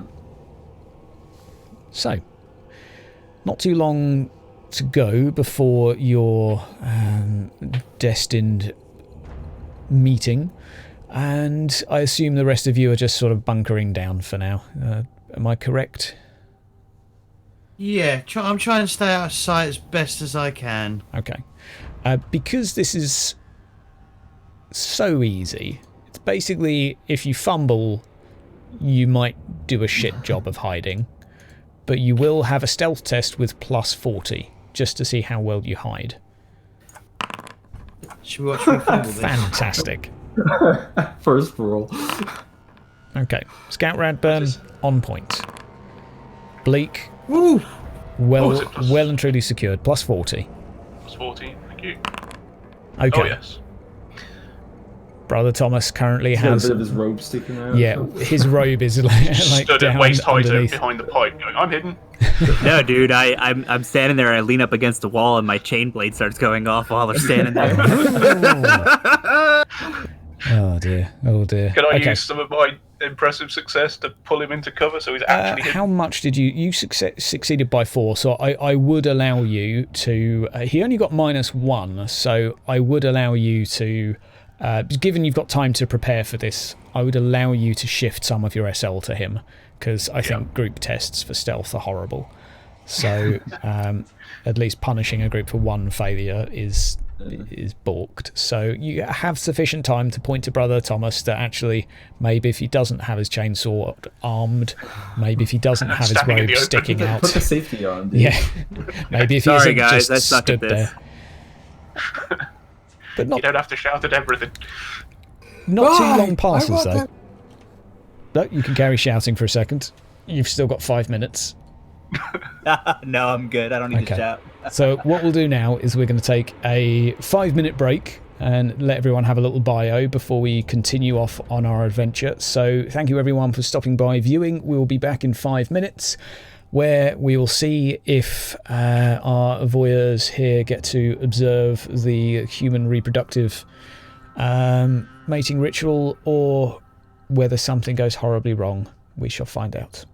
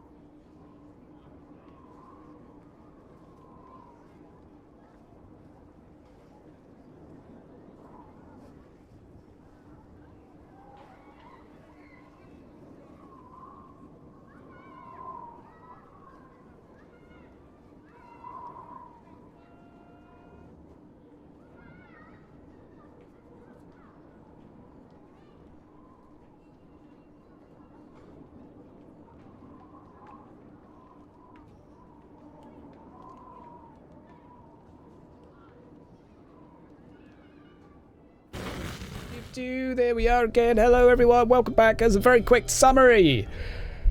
The players have been allowed out of solitary confinement, having been captured from a ship that was invaded by chaos, but they managed to survive. They were taken onto an Inquisitor's ship. They've been held in solitary for several months. They've been experimented on. One of them has been turned into what is essentially a Cinescience psychic bloodhound. The rest of them have, and all of them in fact, have been assigned a task of going down below deck and sorting out what's going wrong with the bloody engines. They are tasked, as well as about 50 others, to fix the issue, get it working properly, or they're not going to be allowed out of the lower decks. And if the problem is not solved generally, and this applies to all of the individuals going down here, all 50 of them, then, well, they can all expect to pretty much just be purged at the next opportunity and replaced with crew from a nearby penal world. The crew are currently stalking out a possible lead where many have gone missing, and it certainly seems to be a repeating pattern that a rather promiscuous group of ladies, or lady, no one really knows, has been luring suspecting men, perhaps to this location, perhaps to others, but they're now currently hiding between pipes or hiding up on top of walkways, waiting to watch a man meet a lady. Who knows what they will do? Currently everyone is fairly well hidden and fairly confident of their position. I will roll a dice. Fantastic. So, another 10-15 minutes pass while the group of you wait here. And not too long passes by, and your familiar compadre who you'd conversed with earlier strolls into the room, looking somewhat nervous, but with a fairly sort of puffed up chest and a, let's say, a man appearing to be more imposing than he naturally is, and starts to pace around the room nervously. Doesn't seem to notice your presence, seems to be mainly staring at the floor, muttering to himself, presumably rehearsing a few lines. I assume you all I'm going to say quiet. Yeah. Everyone staying quiet? Yep. Definitely just watching. Okay. Yeah, I'm not saying a thing. Or moving. Right. Okay. Right. Another few minutes pass by with the man muttering to himself repeatedly, occasionally looking frustrated and sort of almost disciplining himself for fumbling his words. Looks like a guardsman conscript about to talk to a woman for the first time. It's rather pitiful. Brother Thomas in particular, this whole thing confuses you. Why someone would be so nervous. Perhaps of judgment, surely, but not for talking to someone of the opposite sex. Such things are unusual to you. My pity. Indeed. A beep. Very silent, but just about audible from your equipment, Radburn, which you have previously set up, goes off. 20 seconds later, followed by a splatter of beepings. Oh, more people. Hard to know exactly how many and what that means. Each time something breaks the line, it would set off a beep. So if a single person walked through, it might beep twice very quickly, once for each leg. It depends. Am I in line of sight of the others? You can see the pipes they're hiding down behind, yeah. Or you watched as they went to go and hide, so you each can see each other as well as the individual in question. I'm just gonna hold up my finger as 1, 2, 3, 4, 5, multiple people. I don't know if that's gonna signify anything to them, but I'm just gonna wonder what you're counting to. Yeah, that's what I think. It could be a countdown to ambush. He Well, wants you to charge, brother. Signalling the attack. So it doesn't take long. It's probably another minute, maybe two, until you hear a very soft footfall down beneath you, and stepping out from the corridors which you came from before, a fairly slender figure, currently wearing a helmet and uniform not a world apart from your own, but evidently a woman, you can tell from the top-down view. She approaches the man and begins to converse with him. Speaking very softly, it's impossible from where you are to discern what is being said, but she seems to walk with an unusual air and confidence about her, and let's say, makes several gestures, touching his arm, touching his abdomen, etc. Let's just say remarkably flirtatious behaviour, something rather unusual. Can I science her? You can indeed. As you peep your head out from the shadow, I'd say if you're moving... No, we'll keep the old test. Roll me a science. It's quite close now, so yep, that's enough. Okay, so there is a little bit of a crackling around her. It's a little bit more focused, this sort of misty air. It seems to sort of converge onto her slightly. It's a bit unusual. Like clinging to her. Is she eerily elegant, Brother Zirac? I'd say not particularly, just doing a good job of being seductive. Can I nudge Brother Thomas and then point at my eyes and point at her? You certainly can. Yeah, I see her too. Do you say that out loud? No. That's what I think. You think that in your mind. Yeah, I just think, oh, I see her too, yeah. I wasted here. Okay. A few seconds go by, perhaps 10, 15, 20, before she starts undressing him in front of you, and likewise in return. It's fairly apparent what is going to soon follow. Strikes you as a peculiar place. Can I see the corridor she came from? You can indeed. Do I see anyone there? Yeah. Make me an awareness test. Let's have an easy difficulty. No, actually, let's have very easy. Very easy? Very easy. I might as well now roll. There we go. You didn't fumble.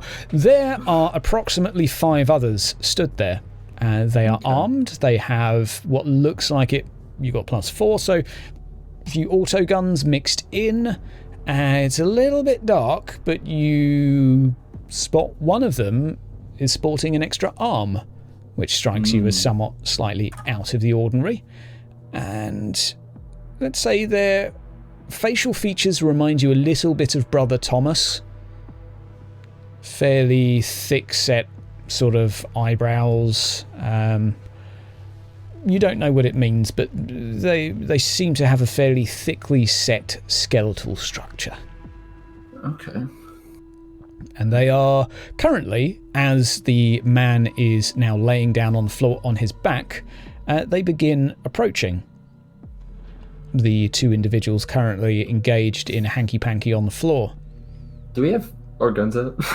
I'm assuming that they're somewhere nearby and ready. I mean, it's a free action to get it to a fireable state, but sure. I'm working on the assumption that your weapons aren't too far from you. Yeah, me too. I just wanted to make sure we had the same assumption. Indeed. And let's roll some dice.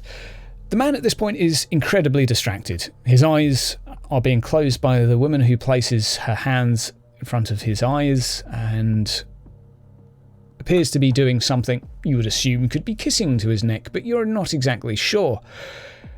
By now, the man is now surrounded by 5 other individuals and seemingly completely oblivious. Should we go in?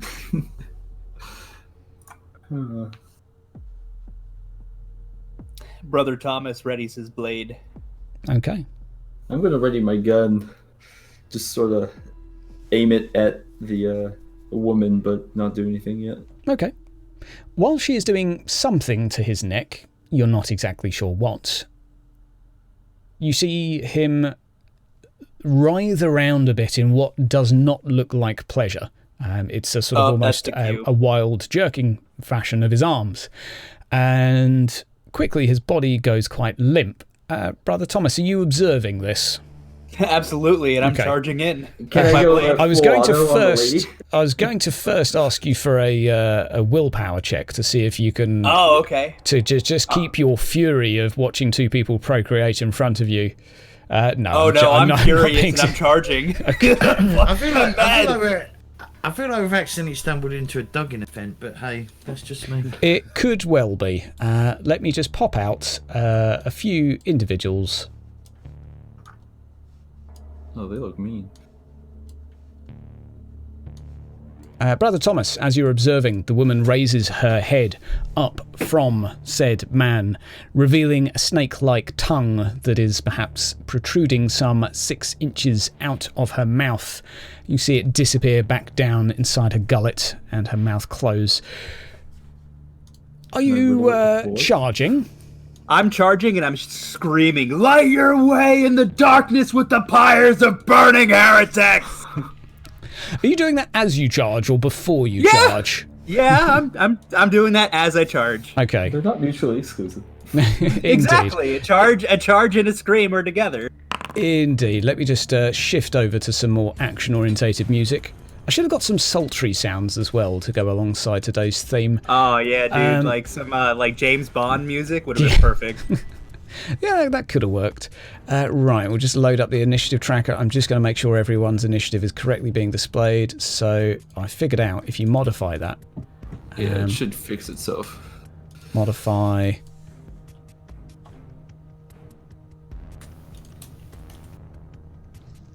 There we go. And put you, modify back to 0. Yeah, there's no resisting my rage. I just have to modify this. Apologies, guys, but zeros seem to not work too well, so... 0 just means you go last, whatever. Oh, he should not be on 2. Modify. If you do 0.1, it should be alright. There we go. That'll do. Oh, yeah, I could do decimals. That would work rather well. I will give you, Brother Thomas, as you signal an attack, actually, I'm going to do an initiative test for each of them to see if they can avoid 1, 2, 3, 4, 5. For the first round, 2 of them won't be going. So 2 of them fail a test and will receive a surprise condition. So I will give these 2 a condition signifying that they're a bit confused. The others, as you charge towards them, Brother Thomas, seem to be ready for your attack. Seeing Brother Thomas move out, Medic Bleak, you have your weapon drawn and ready to go. As he charges forward, you're able to get a shot off. What are you going to do? I'd like to get a shot off, please. Very good choice. Very good choice, dear sir. I will remind you that you have 3 clips of ammunition, and should you wish to fire a complete salvo and burn an entire clip, you'll get +2 SL to one of your attacks. Hang on. Sorry, I didn't catch any of that. You let me refresh again for you. No worries. We're operating a different set of rules for full auto fire within this, meaning you have 3 clips of ammunition. And if you want to burn one of them, what this means is that you can get +2. You have a carbine, +2 SL to one of your attacks, but it will expend one of your clips of ammunition. So you can choose when you do it. You can just tell me, "Hey GM, I want to unload on them, fire everything," and in which case, that's what happens. Would you like to just fire normally in a controlled manner, or would you like to just unleash hell? I'd like to fire under normal conditions. Normal conditions, please. Okay, so you are very close to them. We are going to go with a difficulty of a 20. So we're actually going to go. Click their token to target one of them if you want. Yeah, double right click. So double right click on one of the enemies now, and it should. I'm going to shoot this Gene Stealer hybrid. This one right there. That's one right there. Okay. Did that work? I don't know if that worked. You'll see little arrows pop up around it if you double right click it. And then roll your right click it. The enemy, that is. Yeah, there you go. Now you've targeted both of them. That one. That's fine. That one I'm gonna shoot at. Yeah, that'll do. Yep, so click on your weapon for me. Called it. Yep. And your difficulty will be +20. So have I had enough time to have a little trade? Sorry, a little time to like. I'd even give you a free aim, giving you a +40, because you've had time to track them with your weapon. Yeah, good point. So you'll have a +40 difficulty test. Alright, I'm going to shoot him. Right. Am I doing the right thing? You click on your weapon. Just click on your weapon. Yep. On the combat tab, the las carbine. Yep. And then... okay. Then you select easy and then roll. Marvellous. So we have 9 damage, decent amount. You won 9 damage in total, and you are definitely able to hit him. So you send a few shots straight into his chest. As your training dictates, you want to aim for the centre of mass. A couple of the bullets find their way in and seemingly pierce through what is some crudely fashioned, perhaps armour or safety equipment. I'm afraid they do some damage to him as he staggers and looks around instantly to try and find who is responsible for such a thing. But I'm afraid he is not down. In return, charging towards you, Brother Thomas, or not charging towards you, you've not technically moved out yet, but he is aware you're there. So while you're still in cover, he's going to take a few shots, which will be at a hard difficulty. And sends a spray of bullets towards the pipes as you quickly dart out, but they do not hit. Medic Bleak will also give you 1 advantage. If you could re-roll my initiative, I accidentally removed myself from... Oh dear. There we go. Re-roll. There you go, Radburn. Thank you. So, cultist number 2 is surprised. Cultist number 3, who's just been shot, is going to quickly turn around on the spot, pivoting, seeming roughly where the bullets have been coming from, and is going to unleash a few shots up above. It's going to be a flat challenging roll because he's shooting someone behind cover, but he's still quite close to you. That's a pretty reasonable hit. I'll just do this manually because I forgot to target you. 4, 5, 6, 7. Who's being shot? Medic Bleak. Okay. Who would open fire. So, a couple of wounds suffered for you, Bleak. A few of the auto gun shots ricochet off. All right, hang on. But do I get cover and stuff because I'm higher up? Yeah, I gave him a penalty to hit. Okay. So how much damage do I take? I've already applied it to your token. It's all automatic. So you take 3 wounds. So you've got 8 left. So you're a little bit hurt. One of the bullets finds its way sort of in between your flak armour, but you're still in good shape. It's okay. You see no scum. A light flesh wound, if anything. That one is surprised. Vitellius, it's you to go. What would you like to do?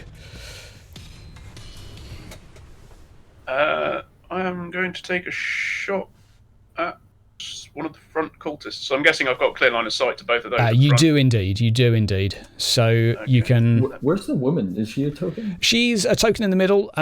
She's currently sort of, let's say, canoodling with his neck.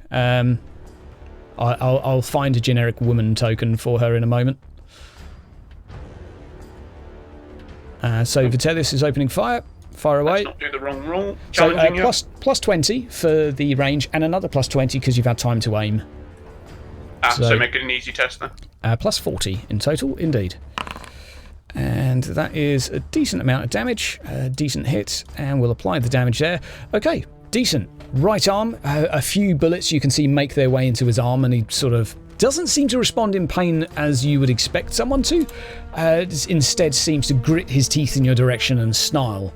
You can't quite see the expression as he's wearing goggles, but you can certainly see the mouth draw with a row of pointed teeth. Somewhat a little bit minging. Radburn, it's you to go. I just want to mention, if it matters, this is the surprise I just put on myself. It's the exclamation mark. Okay. But it doesn't really matter. How'd you make it so big like that? You right-click the token. Oh, right-click the condition. Learn something new every day. Right, what would you like to do? I want to shoot. I think the same one medic is shooting. Okay. Would you like to fire normally, or would you like to unleash an entire clip of ammunition? So if I waste a clip, it's still one target, right? It's still one target, but you'll get plus 3 SL. Okay, I'm just going to fire normally. Okay, and what can happen is you will be able to expend some of those SL to hit additional targets. So if you get 6 SL, you could hit 3 people at 2 SL. So it's -2 per additional target. I think I'm gonna go full auto. Sure. Full auto. So you're going to burn one of your clips. You're just going to let loose with an entire magazine. So that's plus 3 SL to you, and the test is plus 40. So this is pretty good. Pretty good. So a whole clip is 12 bullets. Is that what you're saying? Yeah. Don't worry about the numbers. I'll just give you more ammo if you run out. Okay, I have 3 sets of bullets that are 12 each. Yeah, so don't worry about all those. It's not necessarily geared up for that. So fire away. You can target.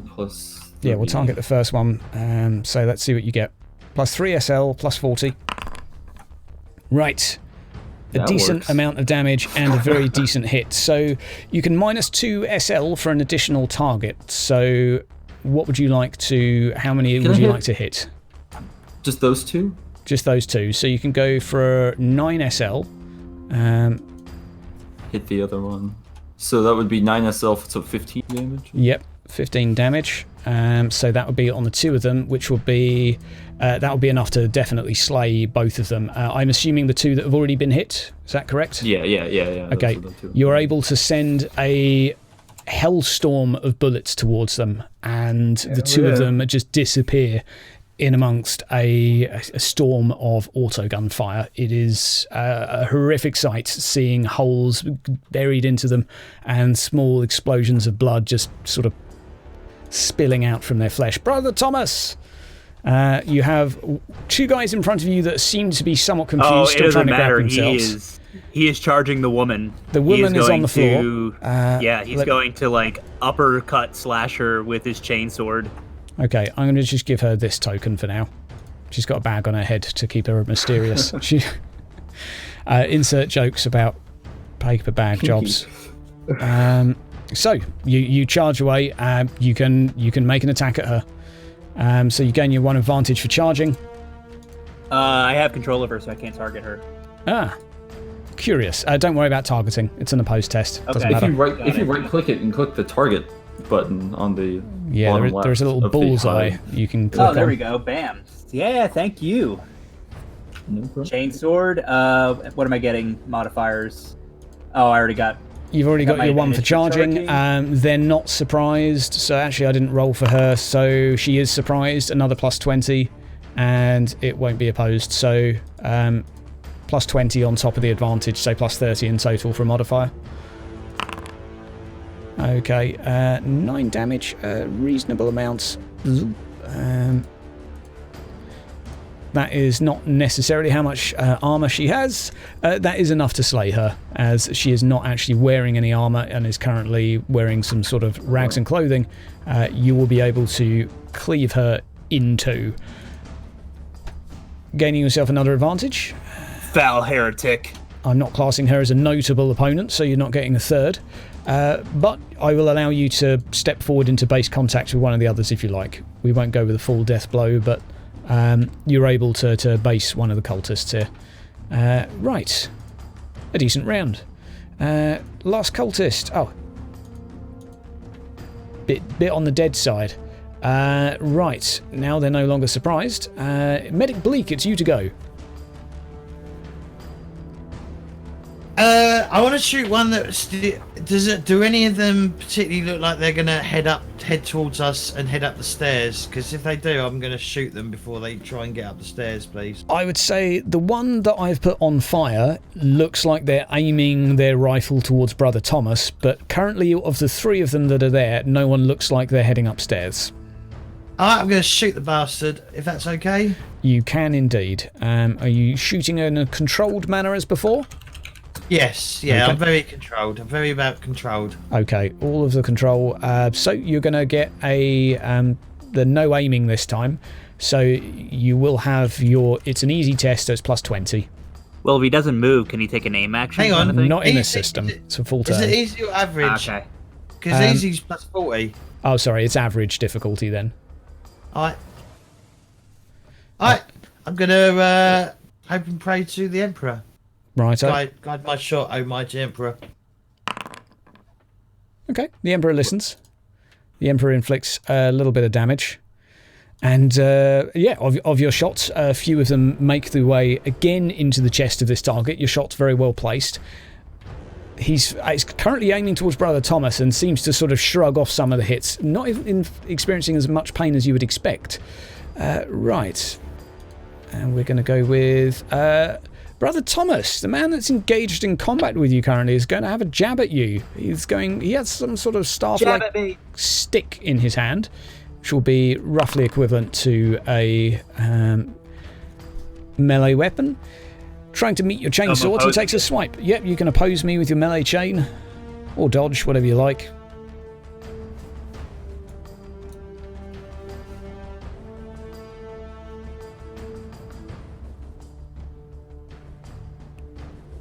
You ready? Are we disconnected? Who? I'm just waiting for Brother Thomas. No. Brother Thomas, are you still alive? We will come back to Brother Thomas, who appears to be dead. Yeah, and the other one's going to... Yeah, okay. So we kind of need Brother Thomas. I could roll for him, I guess. Let me just check on Discord, see if he's coming back. Whoop. Let's pop that back over here. Whoop. No, his mic is muted. Are you still there? He's just lost internet. Okay, he's just lost his internet He's coming connection. back on there. I will not roll for him. Instead, we will discuss the wonders of the 40K universe and how... He's saying just swing for him. Just swing for him, that's a good idea, I think.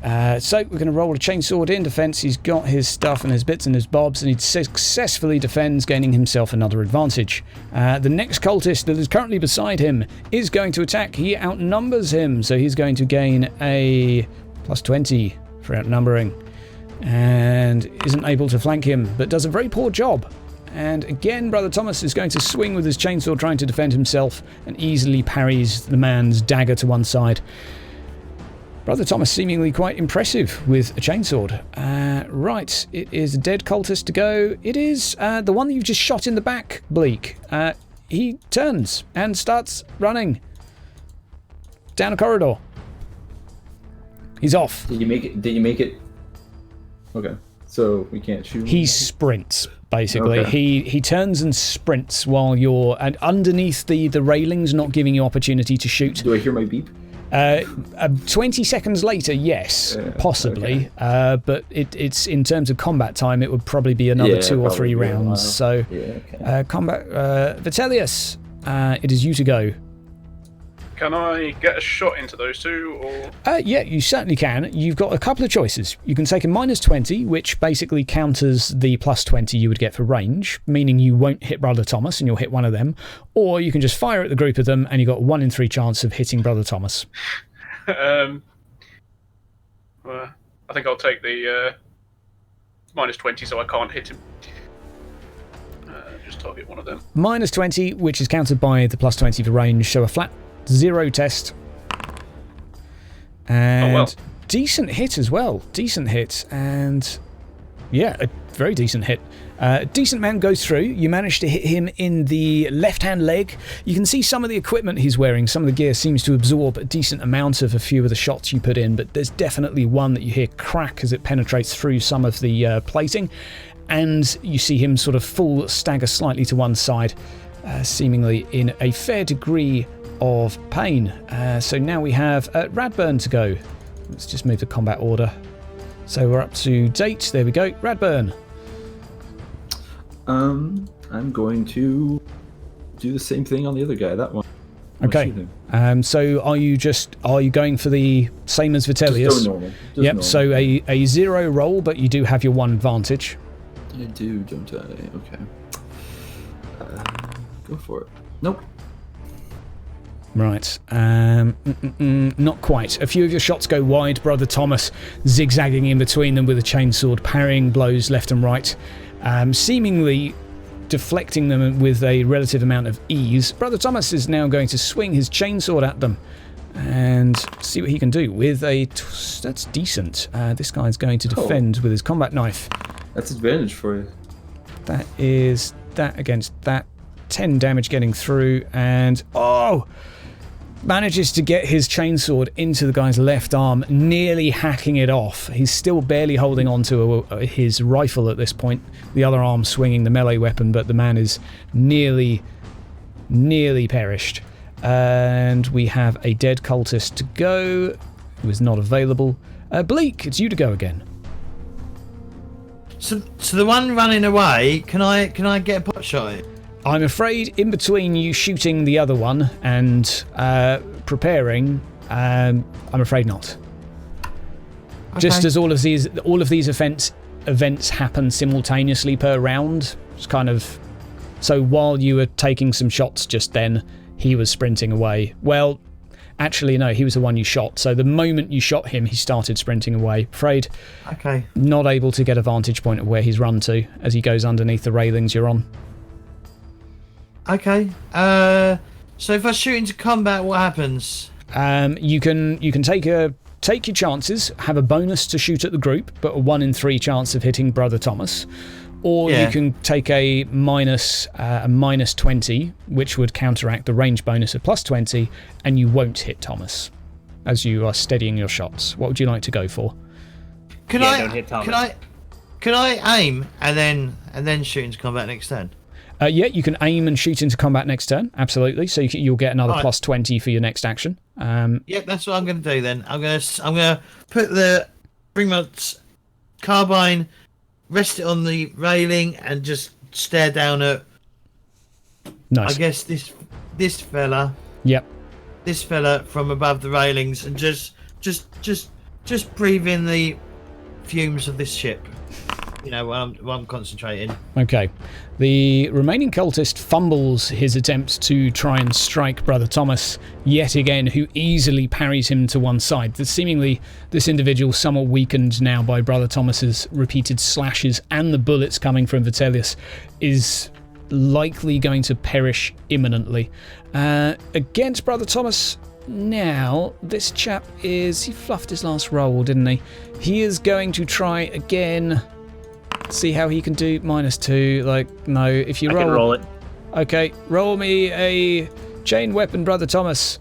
Currently you're parrying 2 filthy, foul, possibly Zeno. Who knows what they are? They're just ugly people as far as you're concerned right now. No difficulty? Or just challenging? You've got your modifiers already, yep. And easy. Absolutely disgustingly easy for you. Vitellius, it's you to go again. Am I on 2 advantage for 2 successful hits?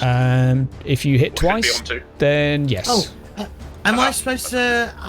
Was I supposed to add advantage, or was that automatically You did, added? Bleak, but you did have one. I added it. I'm adding it 4 players generally, but then you got hit, so you lost the 1 advantage you've gained. Okay.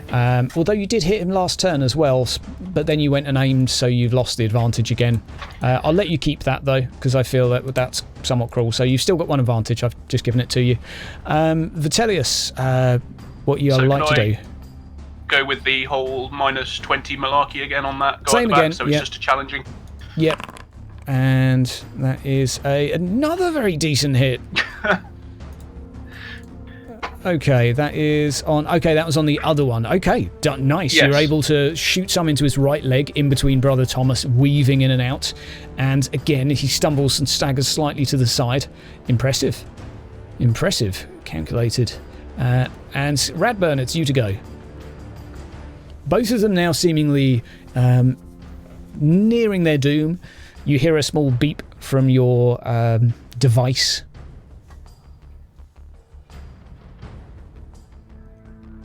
Mr. Radburn. Oh, I'm muted. Yeah, I'm gonna keep shooting. I don't have advantage anymore, right? I think you hit someone last turn. Did you? No, I missed. Oh, you missed. Yeah, you lost your advantage then. Right, so a challenging test for you then against them to not hit Thomas. And just about a hit. Will it be enough to damage? It was in the head as well. Oh, nice. Okay. Glancing blow off of the guy's sort of neck armour. It seems to make contact, but not quite enough to fell him. He staggers on the spot for a few moments, imminently about to be cut in 2, though. And we have Brother Thomas to go. I just want to cleave these guys in half. Yeah, you've got 4 advantage, so just go for it. Just go for it. Have a swing. Oh, that's bad. Not too bad. Let's see how they do in response. Okay, so that's definitely okay. Yeah, so you're able to slay the one in front of you with ease. He is easily. Where did you hit him? Oh, you're straight through the neck. Right, okay. Do the crit too. Do the crit too. Okay, we'll do a crit. Function not found. So we'll bypass that for today. Broken jaw. There we go. That'll do. Is not found. So we'll be bypassing crits for the moment. That's fine. Who's going to go next? Bleak. You're aiming. Yeah. You're ready to open fire. Yes, please. I'd like to shoot the bastard. Okay, you will have a plus 20 this turn. Hey, why does it do that? That's so weird. All right, I'll mutter a little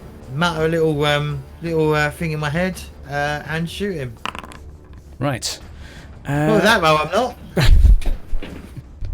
I'm not. Shot seemingly just going wide as you're trying carefully to not hit Brother Thomas. If the two of them weren't locked in arms fighting each other at the moment, likely would have scored a hit. But unfortunately, in one last attempt, this individual is going to try. I mean, you're rolling on plus 40 by now, so the chances of this being successful, yeah, let's have a defense. By now, he is just being overwhelmed by the... Yeah, it's a critical as well, so that's him dead. We'll kill him there. So if you roll a critical when you defend, you can basically still stab the person that's attacking you. And there's some other things that also impact this. But yeah, you're able to easily dispatch him, sending a chainsaw through the rest of his torso and his body in two pieces now, falling to the floor. Beside you is your friend, who seems to have some sort of wound on his neck, several holes in. Everyone else laying in a pile of blood around you, Thomas. You're able to gather your breath.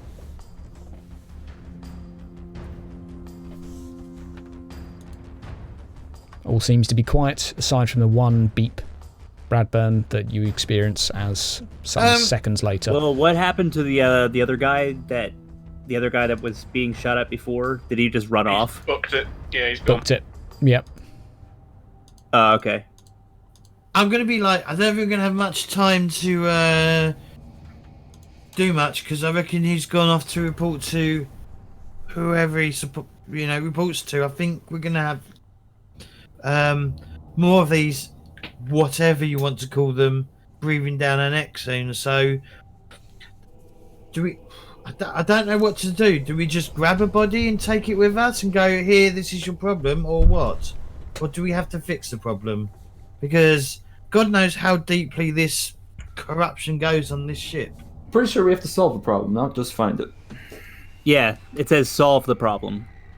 Alright, because we've only got 48 hours to solve this problem, and this 24 could be... 24 hours, and way less than that 24. now. We have like 12 hours. We've got 12 hours to do this. I don't think we'll be able to solve the issue.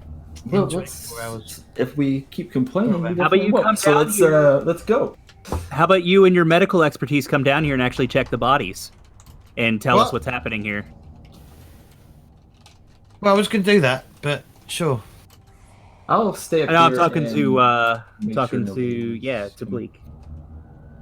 All right, I'll go down there and poke at the bodies, I guess. Sure. I'll keep overwatch. And Thomas is going to go towards the door and just be ready just in case someone else comes in. Okay. So for your observation of the bodies, some information will come free. This will be, namely, that the facial structure and seemingly skeletal structure of these individuals appears to be slightly different from your average human. There are some distinguishing remarks. Namely, more prominent brow, more prominent jaw. You notice the teeth are somewhat jagged. This is very unusual. Can you roll me a Medicaid test at minus 20 to see if you can get any more? Fucking hell, hard. Okay, sure. Yes, this is hard. This is your first hybrid that you're examining. Not that well, I'm not. No, difficult. Not that well. You don't really know what's going on. You spot that the man who was here on a date before everything went wrong Gonna spend a fortune and re-roll it. I know it might not. Okay. But there's no harm. -20. No. Oh, worse. Okay. I think that was even worse. Yeah. I know, even less. You managed to deal with some of the bleeding that's sort of occurring through your mate's neck, but you're not exactly sure what's happened to it or why or what the hell all of this means. You've generally only done first aid and dealt with bullet wounds before. You're not quite sure why a woman would have so many teeth and why she would bite a man's neck and what that might do to him. Mm-hmm. Can I study I'll them to see report if what I find back to everyone else in the room and basically be like, you haven't got a fucking clue. These aren't human. I can assure you, these aren't human. Can I use Cinescience on them to see if they're the one I was detecting before? Yeah, absolutely. Well, I'd say that this is obvious to you that likewise with the woman having a little bit more of, let's say, an aura around her and some sort of fuzzy, crackling, electric sensations of this mist in her vicinity, these other individuals had so during the firefight. It seems to have dampened now. Okay. So there is no longer anything particularly unusual. Except for your compadre, who's on the floor. There is a little bit of that same crackling around his neck. For you, it looks like small electric sparks, like a very miniature storm in the air just surrounding him, say in a 1 foot radius. But it's not on the others. No, it basically faded when they died, as you were watching. I'm going to call over to Brother Thomas then. So, Brother Thomas, this wound on his neck, it's registering as the same as they were when they were alive, but it faded when they died. He's still got it. Wait, he's not dead? Something's wrong. He's still breathing. I do not. He could be infected. Tolerate the heretic. The guy? Oh shit. To me, it sounds like he's now heretical. He has been compromised. I'm gonna coup de grace him. Coup d'etat him. That's it. With a chainsword? Yeah, right through the neck. In. Okay. There is a bit of flinching of the body as seemingly he was unconscious, but quickly raises at the sound of a chainsword being drawn to his neck, but before he's able to make any reaction, splatter of blood and flesh, splintering of bone, leaves a spurting neck, spewing blood several feet across the floor for a few seconds before his body stops shaking. Has it faded now? Yeah, Rogel, every time you use a chainsword, you have to make the sound effect. As the head rolls... as the head rolls towards you, Vitellius, yes, that seems to be somewhat... the problem seems to have been solved, assuming it was a problem. I think you fixed it. Well, I certainly would hope so. All right. Well, now we kind of have an idea of what the problem is. Just seems like we have to kill people. Well, not people. Things that look like people. Should we make a report of this before we carry on? Heck no, I want the glory. Let's go. Well, I mean, write it down. Death or glory, mostly death. Could I, while they're busy chopping heads off, can I give myself medicare or something? You certainly can. You can do me an easy test, because you've got a medical kit. We'll get rid of your advantage, but so you can have. It's also it's easy. Plus 40 for you in total. It's almost guaranteed that you'll heal yourself back up, but. Indeed, you are able to treat the wound. Yeah, I'll get the bog roll and wrap it around my arm and wherever I was shot. I'll bandage it up with the bog roll. You've got a few sprays as well, and a few injectors if called upon. So, easy task for you to deal with such injuries. Is anyone else injured? Does anyone else but next time we go to fight something, like, do you have any of that stim stuff? I love that stuff. Who says that? Brother Thomas? Not for recreational use. No, I don't think. Do I? What do I? This is for like the line of duty. You know, we're fighting on the Emperor's behalf here, so you better give me some of the Emperor's stim. Sound like an addict. You do have stim. Do I? I don't think I've got any. Oh shit! Sorry. Would you like to roll a deception? A deceive to see if you can lie to Thomas?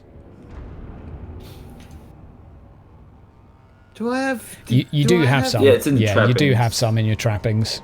Scroll down. Oh, stim. Drugs, herbs, poisons, and drafts. Yeah, you do have some. What's it used for? It's basically adrenaline, so it lasts about. If you click on it. Oh you can see sure. the- All right. Yeah, I'll toss him one. Yeah, if you click on the down arrow on it, it'll actually have an explanation, and it'll tell you what it does. So, for anyone that's curious at home, stim in this is going to do 3d10 rounds, blah blah blah, cannot be stunned, so it prevents you being stunned. I think I actually modified it, and this is an older version that's going to give you +1 SL to initiative Yeah, exactly. because it is adrenaline, pretty much. So, yeah, you give Brother Thomas a fix. It's only going to last 10-15 minutes. Oh no! Well, am I giving it to you now? No, give it to me before we, when we get down, because we're gonna be going back down the corridor. Can we're I going the toss way him we were one going so he before. can stab himself, or is that? What does it? Yeah, typically you've got an injector you can use, but you can give him that and the injector. Oh, so it's not like an EpiPen. No, I'm afraid No. it doesn't come in EpiPen. You've got one injector that's multiple use. Oh, okay. All right. Lovely. So just stick near me. Lovely. If we run into trouble, you know what to do. Yeah, I'll prick you. I roll up my sleeve a little bit, just so he has some access there quickly, in preparation. Right, okay. Job done. All right. Okay. So, you head down the corridors, I can't assume? wait. Yeah. Now that Thomas knows that he's going to get some stim on the other side of this, he's like hurriedly trying to get the group to start moving down the corridor. Okay. Lovely and reckless. What pace are you travelling in now? Are you in a rush? Are you not in a rush? Are you I'm gonna take sneaking? my beeper off the wall. Take your beeper off as you go past? Absolutely. You're able to do so. It's as fast as Thomas can make the move. So you guys tell me how fast I can make you move. Are you... Not very, because I'm being bloody cautious. I'm waiting for a fucking ambush, is what I'm waiting for. So I'm going to be moving down there quite slowly. Yeah, I'm guessing Vitellius would be seeing traces of that effect still, so he's going to be fairly cautious as well. Okay. You head forward for about 5 to 10 minutes. Initially... Did the guy that ran did he get hurt at all? He was a bit hurt, I think. Is there any blood trails? Have a test for me? Challenging? He was Awareness? shot, yeah. Well, Or recon or what? just an awareness. We'll go with a challenging awareness, only simply because they're metal girders and it's tracking over a long distance. So initially, yes, you see a bit of blood, but it very quickly fades off. You're not exactly sure at which point where he goes. There is quite a few corridors. It's only about 5 minutes into retracing your steps from earlier, where Vitellius had at least elaborated that there were some concerns, before you can hear a very faint laughing coming from in front of you. It's perhaps some 20 metres away, but it's sort of a sniggering giggle. I don't like that.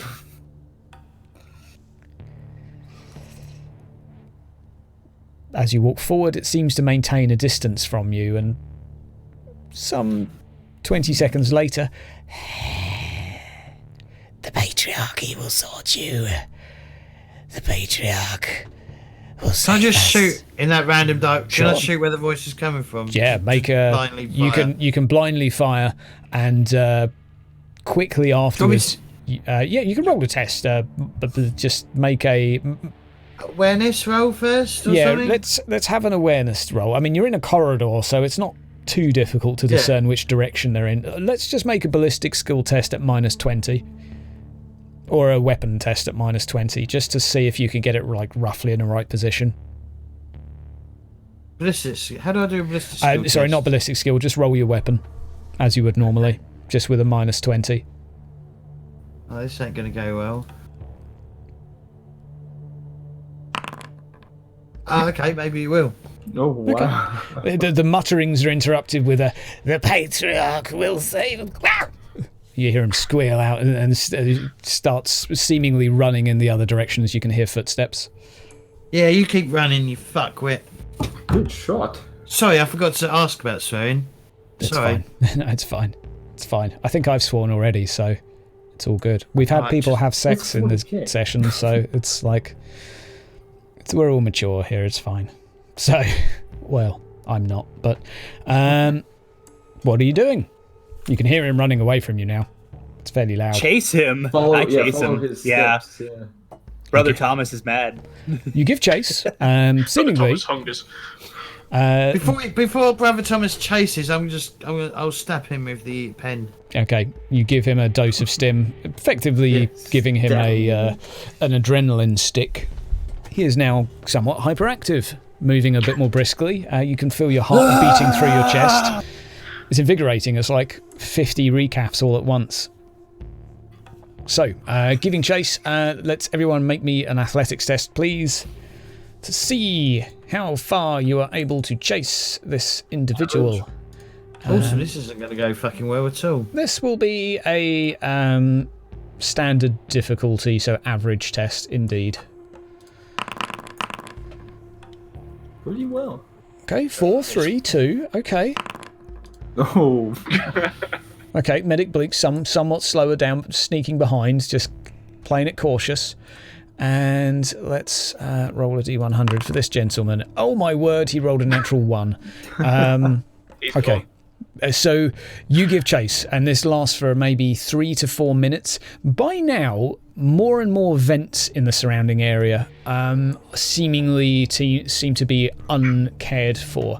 And roughly every 10 to 15 meters is one of these sort of exposed vents. The air blowing out is not harmful to move through, but you very quickly lose track of him. He seems to be, however, maintaining a distance from you where he can at the very least annoy you by laughing and giggling intermittently, repeating the same expressions as before. The Patriarch will save me. Can I shoot him again? You can make And another the shot. Emperor will destroy you, heretic! Same -20. It's now considerably darker down here. Vitellius, the air quality is unusual. Certainly more activity in terms of crackles and pops. Oh, okay. I miss. I just fire down a random tunnel, I guess. Yeah, you hear him run away, but it's this time followed by more of a chuckle and giggle. What Is the fog dispersed, or is it like leading somewhere in particular? Is there an obvious route? Fairly dispersed. You don't see like a, aha, it's this way. Nothing too obvious. It's just increasing in intensity as we go further on. Yeah. Right. You continue chasing for a while, trying to find this individual, looking left, right. You now realise you're in somewhat of a maze of corridors with intersecting junctions, every single one of them, one of these vents spewing out warm air, making it very difficult to see the other side. The ceiling, 7 foot tall, roughly 7 foot wide, and a mixture of T-junctions and sort of crossroads. This man seems to give you the runaround for the best part of several minutes, with Brother Thomas leading the charge, trying to catch up with him, but being somewhat futile. Eventually, Brother Thomas, you step around one corridor and he is there, stood in front of you, meeting gaze with you. No weapons held in his hand currently, but bleeding profusely from his arm. Well, I'm stemmed up and pissed, so I'm just going to put my chain blade like through his shoulder, downward into his gut. Okay. As you swipe toward him, he meets you with the words, May he feast on you. and he Feast on this! He allows you to cleave him in two. And whereabouts are you striking him? Well, I'm starting in his left shoulder at the nape of the neck and cutting down into his torso. Okay. So like at a diagonal. The blade goes Like through a seatbelt. fairly cleanly, occasionally snagging on a bit of sort of metal, requiring a little bit more of a drag from you, but is able to tear the man in two. Leaving you with a rather creepy silence and eerie quietness to the area. You find yourself in the middle of unfamiliar territory, having spent a very large amount of time running through it. Anyone make me a awareness test, please? Everyone, you said? Everyone, just as you listen in. I have night vision. Does that? You have night vision. It will help with the darkness, but not to see through the smoke. Okay. Is this just flat then? This is just flat. Okay. And we have Sorry, perception? Awareness. awareness. Flat? Yeah, okay. Okay. Ratburn. Thomas. You can hear something moving around you. You're not sure what. Something's in there. It sounds like a sort of Something's in there. chink, chink, chink, chink, chink. Vitellius, you said they had lightning on them or something that you could see? Do you see that? Do I? You can roll me a Cinescience. Oh, come on. Flat. And I point in the direction that I thought I saw something or heard something or whatever. It Sure. is. You can roll So is it me just flat? a flat test. This is to try and get some detail out of this. Oh, There you go. there is something up ahead. Because you rolled a 3 with maximum possible benefit, there is something up ahead, definitely. In amongst the nearby storm and crackling in the air, you see a convergence of this straight through the smoke, perhaps 30 meters. It seems to be converging into a shape vaguely, you can almost make it out to be a figure, although it seems to be sporting more arms than perhaps you would anticipate. Quite a few extremities, and it seems to be moving, scurrying rather, from one side to another. Okay. Oh. Tell Brother Thomas. Yeah, there's something there. It's I not bellow human, out in anger and I definitely charge it. human. Can I put a shot down there as well? You can open fire at the moment you see it, absolutely. Just a flat.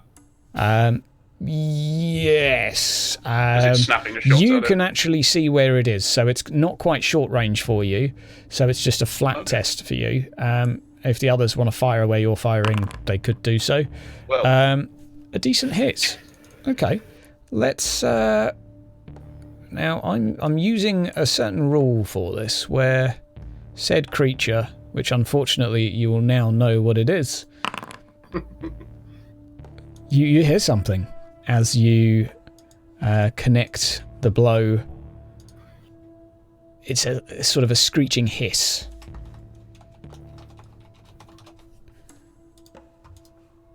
And it continues to scurry away. No, I'm chasing it. Did you say we could all like let off a pot shot? Is that what you? I mean, yeah, you can open fire in that vague direction down the corridor. Yeah, I'll give it- You would have seen Brother Thomas point, and you would have heard Vitalia say that there was something there that's not human. So, I mean, you can make whatever And then decision fire you want to at it. make. Sure, I want to. be firing at a -30, but you can do so. Sure, we'll see. You're what basically firing through smoke down a corridor, so, I mean, bullets might hit something, but it's... I'm not firing bullets, so Fair enough. I'm firing a torch. Remember that. Fair enough. Right, let's see what your torch does. Oof. Oh wow. Uh-oh. That's brilliant. a fumble. So that's slash oops. No, you just click the fumble button. Doesn't do anything. Is not a function. It works for me, that's weird. Okay, Mooman, you are designated fumble clicker. You overextend yourself, stumble, twisting your ankle. Oh dear. So while quickly trying to raise your weapon up. Yeah, Blake? I'm gonna spend a fortune. Fuck it. Yeah, fair enough. Fair enough.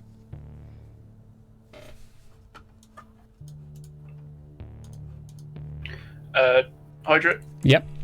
Seems Rogal's lost internet again, so Okay. he's just saying Brother Thomas is chasing after it Okay. to charge it. He goes charging forward. Alright, impressive failure, but I didn't botch this time. No, fine. Not quite a hit, but you send some shots down the corridor. Brother Thomas at this point goes charging ahead of you after your shots allow him to, and he hurriedly makes his way, charging out some prayer and typical ministerial blabber, chainsword held two-handed above his head as he charges forward. His charge is somewhat halted when he reaches a crossroad. With him charging forward, what are the rest of you doing? Following after him. After firing Yeah, my I guess shot, I'll I'm gonna take follow him after. I'm obviously going to check behind us to make sure Yep. we're not being circled around and, Okay. you know... I'm guessing I can still roughly see where it is through the steam because of its convergence. Once it had moved, let's say across a corridor, you lost track of it. So you but I saw can't see roughly through which way it went. walls, but you did see which direction it went in. It is a particularly easy area to, let's say, head around someone, because each of these vents are some 10-15 meters apart. So by now you would have a rough vicinity, but you're not sure. Yeah, that's fine. So let's everyone make me an awareness test. See what you can see what you can hear. As you move forward, Brother Thomas charges for the best part of 10-15 seconds. Average? No. Challenging, apologies. Right. No fucking idea. I can see smoke. I'm just keeping my cool and analysing. Radburn. The following events happen in the space of only a couple of seconds. 1, 2, 3, 4. I'm going to roll a D1 4 in a second. Okay, there we go there. Okay, there we go there. Radburn. For a really good awareness roll, I have really bad initiative. Yeah. Let's have a see. Let's bring up some music here. When you're not exactly sure what's going on. Radburn, you are at a crossroads. Actually, sorry, I need 1d4. From left to right, roll 1. We roll 1d4? No, I'm just doing so. Okay. Right. Good stuff. Radburn, as you are stood at crossroad, you hear a small hiss coming from your right-hand side, and as you turn to look there, leaping out from the other side of a vented area is a monstrosity of a creature currently clutching onto the remnants of a human skull, and it lurches and leaps toward Vitellius. Past me? Okay, cool. It seems to have chosen a target for some reason, and arms reaching outward and extending leaps toward him. And we are... Vitellius, unfortunately, caught by surprise. Ooh, buddy. That is going to Would hurt. Sixth Sense help me out there, though? I think Sixth Sense is still an initiative roll, so let's have a double check. Strange feeling when you're threatened and can react accordingly. It may warn you if you are walking into danger. I can make me an intuition test as well as what you're doing. Intuition challenging, I guess. Challenging. Okay. Afraid not. Still caught by surprise. I can't dodge that then, can I? You can't dodge it, but on the plus side, with it not being opposed, you're not going to take even more damage. But this is supposed to be something fairly challenging, and it sure as hell is, as it reaches in to your right leg with one of its claws, gashing halfway through one of the muscles, inflicting a mighty 13 wounds. And let's see how robust you're feeling. Oh my god. That is 13 and 5. You missed a bit, Robo. Right. I did. Wow, look at that thing. Your leg, currently, Vitellius, is being torn into and nearly hanging off at this point. Radburn, the only person to pass his test and avoid the surprise for this initial round anyway, you're able to quickly make a reaction. What would you like to do? Shoot it in the face. You'd like to shoot it in the face. You can certainly do so. It is at point blank right next to you, not engaged with you technically. Can I go full auto? You can go full auto, so you can go ham for your +3 SL. +3 SL and point blank, which is +40? +40, indeed. And let loose. Oh boy. Right, 16 damage. Let's see how the dodge looks. Oh man. He's slippery. He is slippery, but you definitely do still hurt him. Tick, and a... Is that right? 16 damage? No, you did something. I did something weird there. No, I didn't do an 12. opposed test, did I? 12 damage. Yeah, right click that. Yeah, a decent hit. He did have an advantage, he lost his advantage, and you send a few shots into the creature's head. 2 or 3 of them almost tearing off a chunk of the left-hand side of the skull, and some putrid purple, pinkish-looking blood spewing out. It hisses, tongue reaching out almost a foot towards you and snarls, looking like it's kind of about to eat your face. Brother Thomas. I'm going to swing at it. You all are stemmed up. You've taken a second to gather yourself. You're able to orientate your chainsaw towards it. Take a swipe. And fate and fortune, etc., and resilience can all be used within this because, well, it's hard for a reason. Okay. What did you say about fate, fortune? You can use them. You know, don't worry about using resilience and things like that. So a decent hit, +3 SL. Right. Let's see how he does in return. -3. Oh. So pop right arm. Yeah, you're able to actually almost slice one of his right arms off. In fact, sure, one of them is peeled off from his body and left on the floor with 2 large prong-like talons coming out of the end of it, sort of snipping back and forth. The other arm, however, is reaching out toward you now, his face now turned toward you, snarling and seemingly pretty pissed off at the fact that Bring it, Xenos! his boss encounter has just been reduced to mere rubble. Right. Medic Bleak, it is you to go. How injured is my colleague? His leg is kind of barely hanging on. The creature in front of you has shifted its weight and mass towards Brother Thomas. I'm 2/3 dead. I've been better. Sorry, what? The creature in front of me is shifting what? It's shifted its weight towards Brother Thomas, so it is no longer facing you. You are stood beside Vitellius currently, with his leg spewing out blood. He doesn't have any bleeding conditions, but... If I... Alright, could I give him a quick... I do have like a talent called Field Medic thing or whatever it's called. You do indeed. You can pretty much...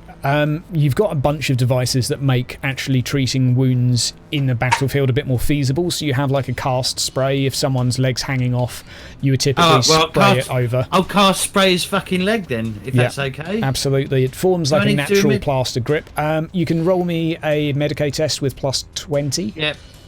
+20? Yep, +20 to see how well you can kind of stitch him back up. Can be done once per encounter, these sorts of things, so it's similar rules. +4. +4. And that will be plus your int bonus too. So, pretty decent. You're able to get him up. You're able to largely stem any blood flow loss. And the cast spray forms a neat sort of supportive sort of cylinder around his leg within almost about 2 or 3 seconds. Only takes you a little quick spray like a intricate graffiti artist. Vitellius, you're able to put weight on it. It hurts like hell, but you know you're alive and you have a functional leg. Right. That would be me then. That would be Vitellius, indeed. What would you like to do? He's just out of melee, right? If he's now looking at Brother Thomas. You're point blank with him. Yeah, I mean, you could step forward like 2 feet and smack him, or you can just shoot him. Sure. Yeah, you I can shoot him from where I am. You can shoot him indeed from where you are. And is that going to be an easier test because he's He is in combat with brother. He's in combat with you, technically, actually. But you do have a pistol, so you don't get a point blank bonus. No. You just get a +10 because he's large. Okay. So your only bonus is +10, and this is basically trying to represent the fact that you are flailing your arms around against something that has just sliced into your leg and has enough arms to still keep you busy. So you're trying to dodge, duck, dip, dive, and dodge. Still managed to hit him, though. He is going to try and dodge that. So I've given him something in the way of unnatural agility, allowing him to dodge at any range. Yeah, 0 SL. He rolls a crit, but 8 damage, makes its way through. So that will be a Okay. A couple get through. 2 damage makes its way through as you put a couple of shots into him. Hisses out in a degree of pain and looks seemingly sort of frustrated in your direction, but still lurches at Brother Thomas. Now, it is the Patriarch to go. Oh boy. It is going to crash down its claws upon you, Thomas, and take a swipe. I roar in exchange. Naturally, it rolls fucking garbage. You've got a -20 to defend because it's large, unless you dodge. Give it fortune points. Yeah, it needs a fortune point. Oh yeah, wow. I'm gonna finally use my reroll. You sure you don't want to take a hit? Let my boss do something. Yay! No! Yay! It did a thing. Right. That's bloody fantastic. Right, there we go. Brother Thomas. Where did it hit you? Your body. Body. One of the talons on the front of its right arm impales your chest for a second and pushes you back against the wall. After doing so, spinning on the spot, interjecting you between it disappears. Sprinting in an almost effortless glide down the corridor away from you. Almost 1 or 2 seconds later, there is no sight. You cannot see it anymore. Get back here! I go to start running after it, but then I feel the pain in my chest, and I stop. And I turn around and look at Medic Bleak, just knowingly, expectingly. Fucking hell! All right. So yeah, all right. I'll stuff the hole with stuff. Okay. Okay. Yeah, stuff this hole with stuff. Spray him up. Spray him up. Sure. It will be +20 again. This is assuming you go to do this instantly as soon as it goes away. What are the rest of you doing? Doc, I might need some more stim too. Wow. This hurts. I'm fucked. 86 I got. Yeah. Still give him 1 wound after your intellect bonus, so... Oh, okay. Yay. That's something. You suck at this, don't you? Sorry? Right. Sorry. What was your job before you got recruited? I'll put my finger in the wound. Sorry, what? Right, so while you two are healing, Vitellius and Radburn, could you please make me an awareness test?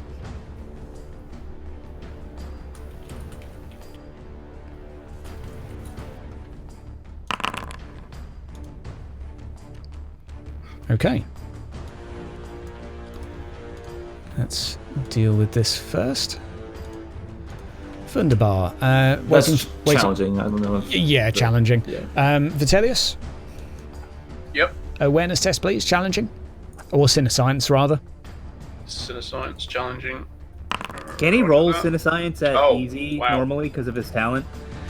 Yes, but you're looking in 4 directions currently on a crossroad to try and find something that it could be round a corner, so it's... Oh, okay, I see. It's not that obvious. Right.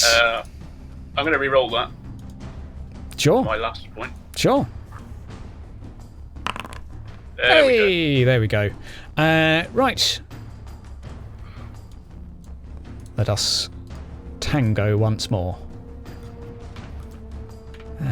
Wipe the encounter. Can I only heal Trent to heal once, or Once that's done, that's yeah, it. once per sort of short period of time, let's say. Oh, so cool. Okay. kind of like Yeah, a sure. once per encounter doodah.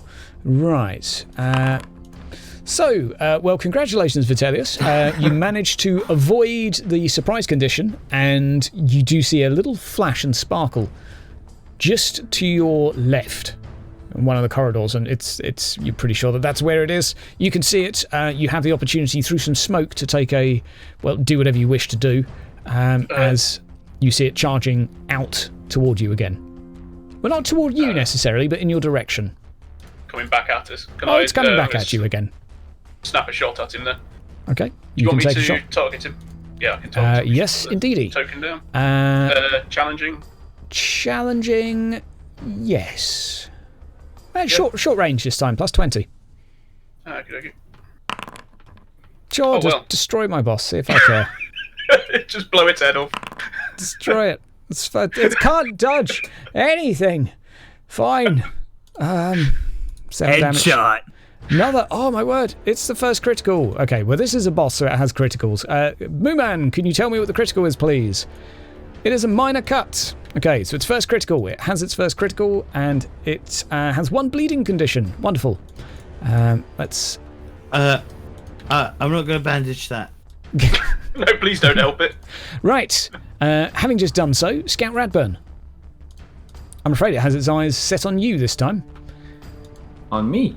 It does indeed. Having randomly selected its target, I am surprised, apparently. So you are indeed, as it 'Cause I failed leaps my out from thing. behind some smoke and misses you, actually. Seemingly. hold on. Oh, yeah, because I don't have. Yeah, you don't have to oppose it. So it leaps out. It didn't gain any bonuses. It would have hit by 1, actually. Getting shot in the head obviously distracted it. Yeah, it was distracted. It missed. I'm going to give it fortune points. It has 2, so it's going to use 1 of them. And Which health has it got now, this by the way? time it gets an average test because you're surprised. There we go. So that will be 13 damage to you, who I didn't target. So that I would have be 7 AP, so that's 6 damage to me. yeah. Okay, done. Ooh. I've got it. Okay, cool. Right, that is done. It gains 1 advantage. Finally, it's not entirely useless. Let's go top of the round. The Patriarch has gone. It is... you were surprised until you got smacked. Oh no, it's the start of a fresh round. Brother Thomas, it's you again. Please kill my boss. Yeah! Okay. You charge in. Oh dear. Right, let's have an attack. And let's watch it roll a 90 for its defense. Yep, here we go. Here we go. Here we bloody go. Yep, abso-fucking-lutely. Right, that'll be another crit. Bibbidi bobbidi boo. Let's crit number 2, Moo Man. Oh, yeah. Cut tendons. You are literally slicing this thing open, and pinkish blue purple blood is just spewing all around you at this point. 2 bleeding conditions, 2 stunned, 1 prone. Okay, and look on horror. Okay, So it's fine. on 3 bleeding now. So it's on 3 bleeding, and it's going to roll to resist the stun, and its endurance is now suddenly high enough for it to pass that. So it's lost its advantage. You gain an advantage. And it is likely going to die in a second. Medic Bleak, it's you to go. Can I shoot? Can I like step round and shoot it at point blank? Is that a thing? I can do? You can indeed. You can indeed. I'd say move out of the way of the others and get yourself an opportune angle. It is engaged in melee, so that plus 40 that you would get from point blank will go to a plus 20 if you don't want to hit an ally. Sure. So you can step around, plus 20 to get a clean shot on it. It is large actually, so plus 30, my mistake. Okay. And on its turn, it will likely bleed to death. So do I add modifier plus 10, yeah? Do I just type in 10? Yeah, you could do modifier plus 10, and then you could do difficulty plus 20. Or That's you what's could, done. yeah. That's what I did. That's yeah, exactly what I did. that's fine. Yeah, it doesn't matter. It's all the same end result. Or you can just do modifier 30. It all ends up the Not same. with that one. Oh, I'll shoot at the ceiling. yeah. Taking care not to hit Brother Thomas, who's just charged in with a chainsword. Again, being somewhat cautious. Your shots go wide. Vitellius. What are you going to do? Sorry? I was muted still. It's your turn. What would you like to do to my poor boss, who's useless? I'm going to continue trying to blow his head off. Okay, take a shot. It will be +10 for large, -20 for shooting in melee. It was what? Sorry, you broke up there. -10 in total, if you don't want to hit Brother Thomas.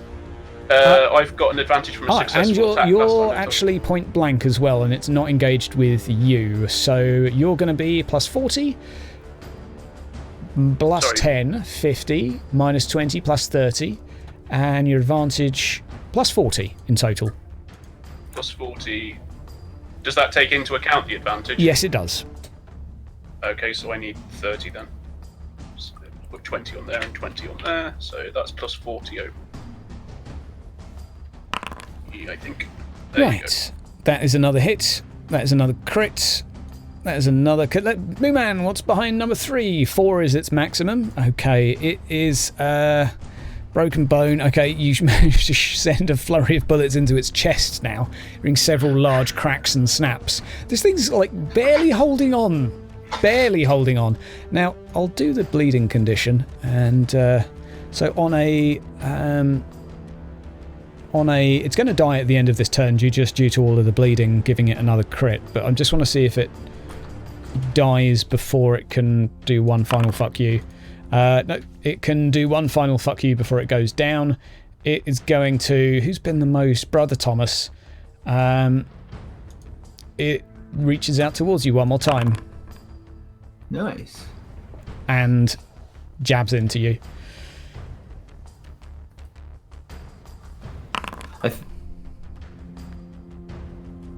Right, that is a hit. That's a crit on Brother Thomas. Painful cut, and you gain the prone condition as you are down to 0 wounds. You can use Resolve to stand back up upon your turn. Because it's a large enemy, is now going to strike another target because it can do that using the death blow rule. So it is now going to swipe at Radburn, who is also somewhat injured and helpless. -20 to defend. Hey!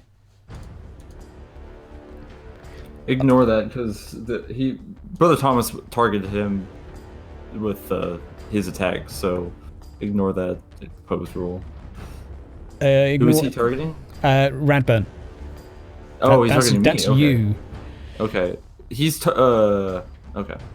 Let me see. I'm just gonna dodge this. Yep, no -20 to a dodge. Okay, Not on that, you know. So that is... Oops. Can you re-roll that? You might want to. Yeah. Okay, well.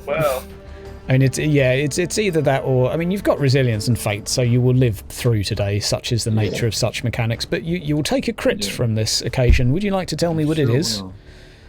Do you need to do the new opposed? Well, he rips through my arm. I don't need to oppose it like that, so that's enough to it's 19 damage. So it's... Oh, yes, yeah. I re-rolled, so it's -1, so I think it should only be 15 damage. Yeah, I think it's still enough. What were you on, 8? Oh, yeah, I was already damaged, so... Okay, a bleeding condition. Lovely. It's now going to attack another target. And I'm prone now. So. And you're prone. Vitellius. It is going to swipe toward you. You can make a normal dodge or minus... oh, I didn't include the advantage it now has from hitting 2 targets. So that is now a +4. Oop. I will go with a dodge. Oh. Bye. Now, does that... Does that beat you? Oh. Let's do that. If you spend a fortune, you successfully dodge. Oh, I thought you got +2. I would love to, but I don't have any fortune. His would have been +4 because I forgot the 2 advantage. Oh, okay. Yeah, I forgot to do them. I did it. Okay. Yeah, I edited it afterwards. Have you used all your advantage? Your doodahs? I have, but then You again, should survive. Yeah. I've only got 1 Yeah, advantage, it's so I only should 10 have 2 damage. because I shot him a second time. Okay, you dodge. So- Yeah, you did hit him twice, so you successfully dodge. Yeah. He loses all his advantage. All of a sudden, he's in a bit of trouble. His last fuck you didn't quite work, and He bleeds out.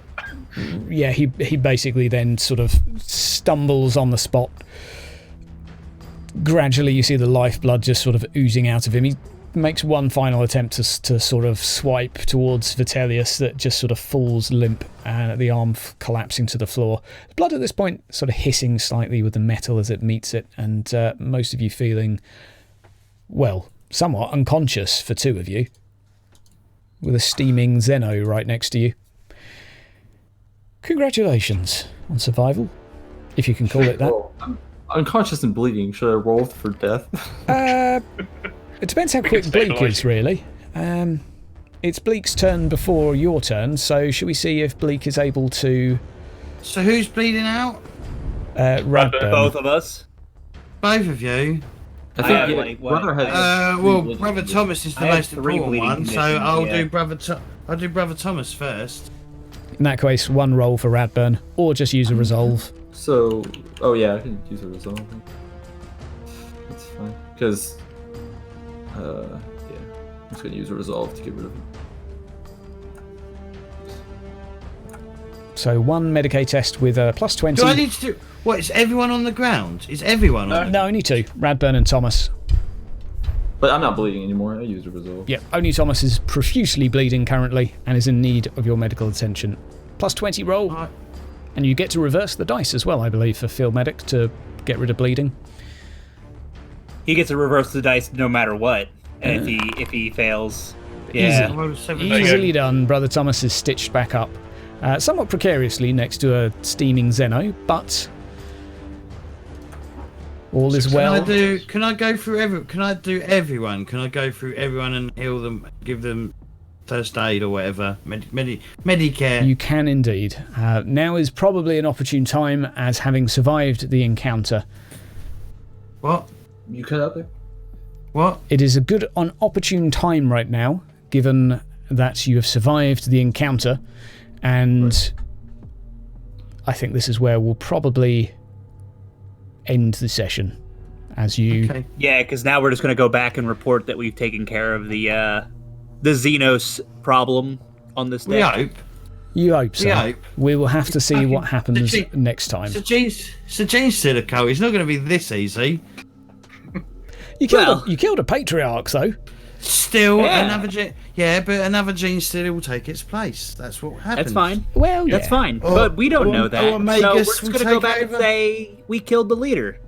I don't know anything about 40k, so I have no idea what's going on. I don't know what this thing Pretty is. much, as a brief summary. Yeah.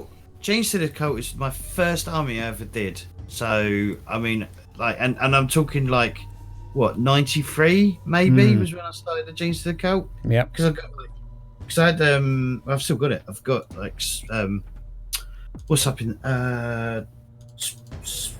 what's the Terminators, and it's a board game, and you got Space Jane's Hulk. Space Hulk. Space Yeah, Hulk. Space Hulk. I got first edition up in the loft, so Nice. you know, with all the expansions, and So- so Genes to the Cults are very dear to my heart. So Basically, I know Radburn, what happens is someone gets a little bit of a tonguing from a gene stealer, and its DNA gets sort of absorbed into them. That person gets particularly randy and starts breeding with other people.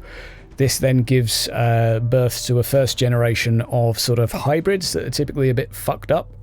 Several generations later, you end up with people that look almost like humanoids, but there is typically the one gene stealer that started it all as almost the cult leader, or sort of psychic brain behind them all as they become somewhat linked. So typically it's something that occurs over several generations, so they can infiltrate societies, infiltrate ships, they sort of work their way into the hierarchies of places, and, well, you end up with them in all sorts of places which you don't want them, and they're quite nasty, and that is likely what's going on here. Guys, that's where we're going to end the stream, by the way, so thank you very much for stopping on by. I'd like to thank everyone for playing, I'd like to thank everyone for watching, I'd like to thank, and so on and so forth, everyone everywhere, and credit to the people I gave credit to at the beginning of the show, and we'll be playing every week on Saturday as per today. The next stream might be a character creation one, I'm not sure, or we might do another one-shot. It depends how much of the rejig I'm going to do, as I'm completely revamping the character creation away from career back to the old Dark Heresy system, with some major upgrades as far as I see anyway. So we'll see how that all works out over the next week, and hopefully have a video on that. But Warhammer Fantasy next Saturday.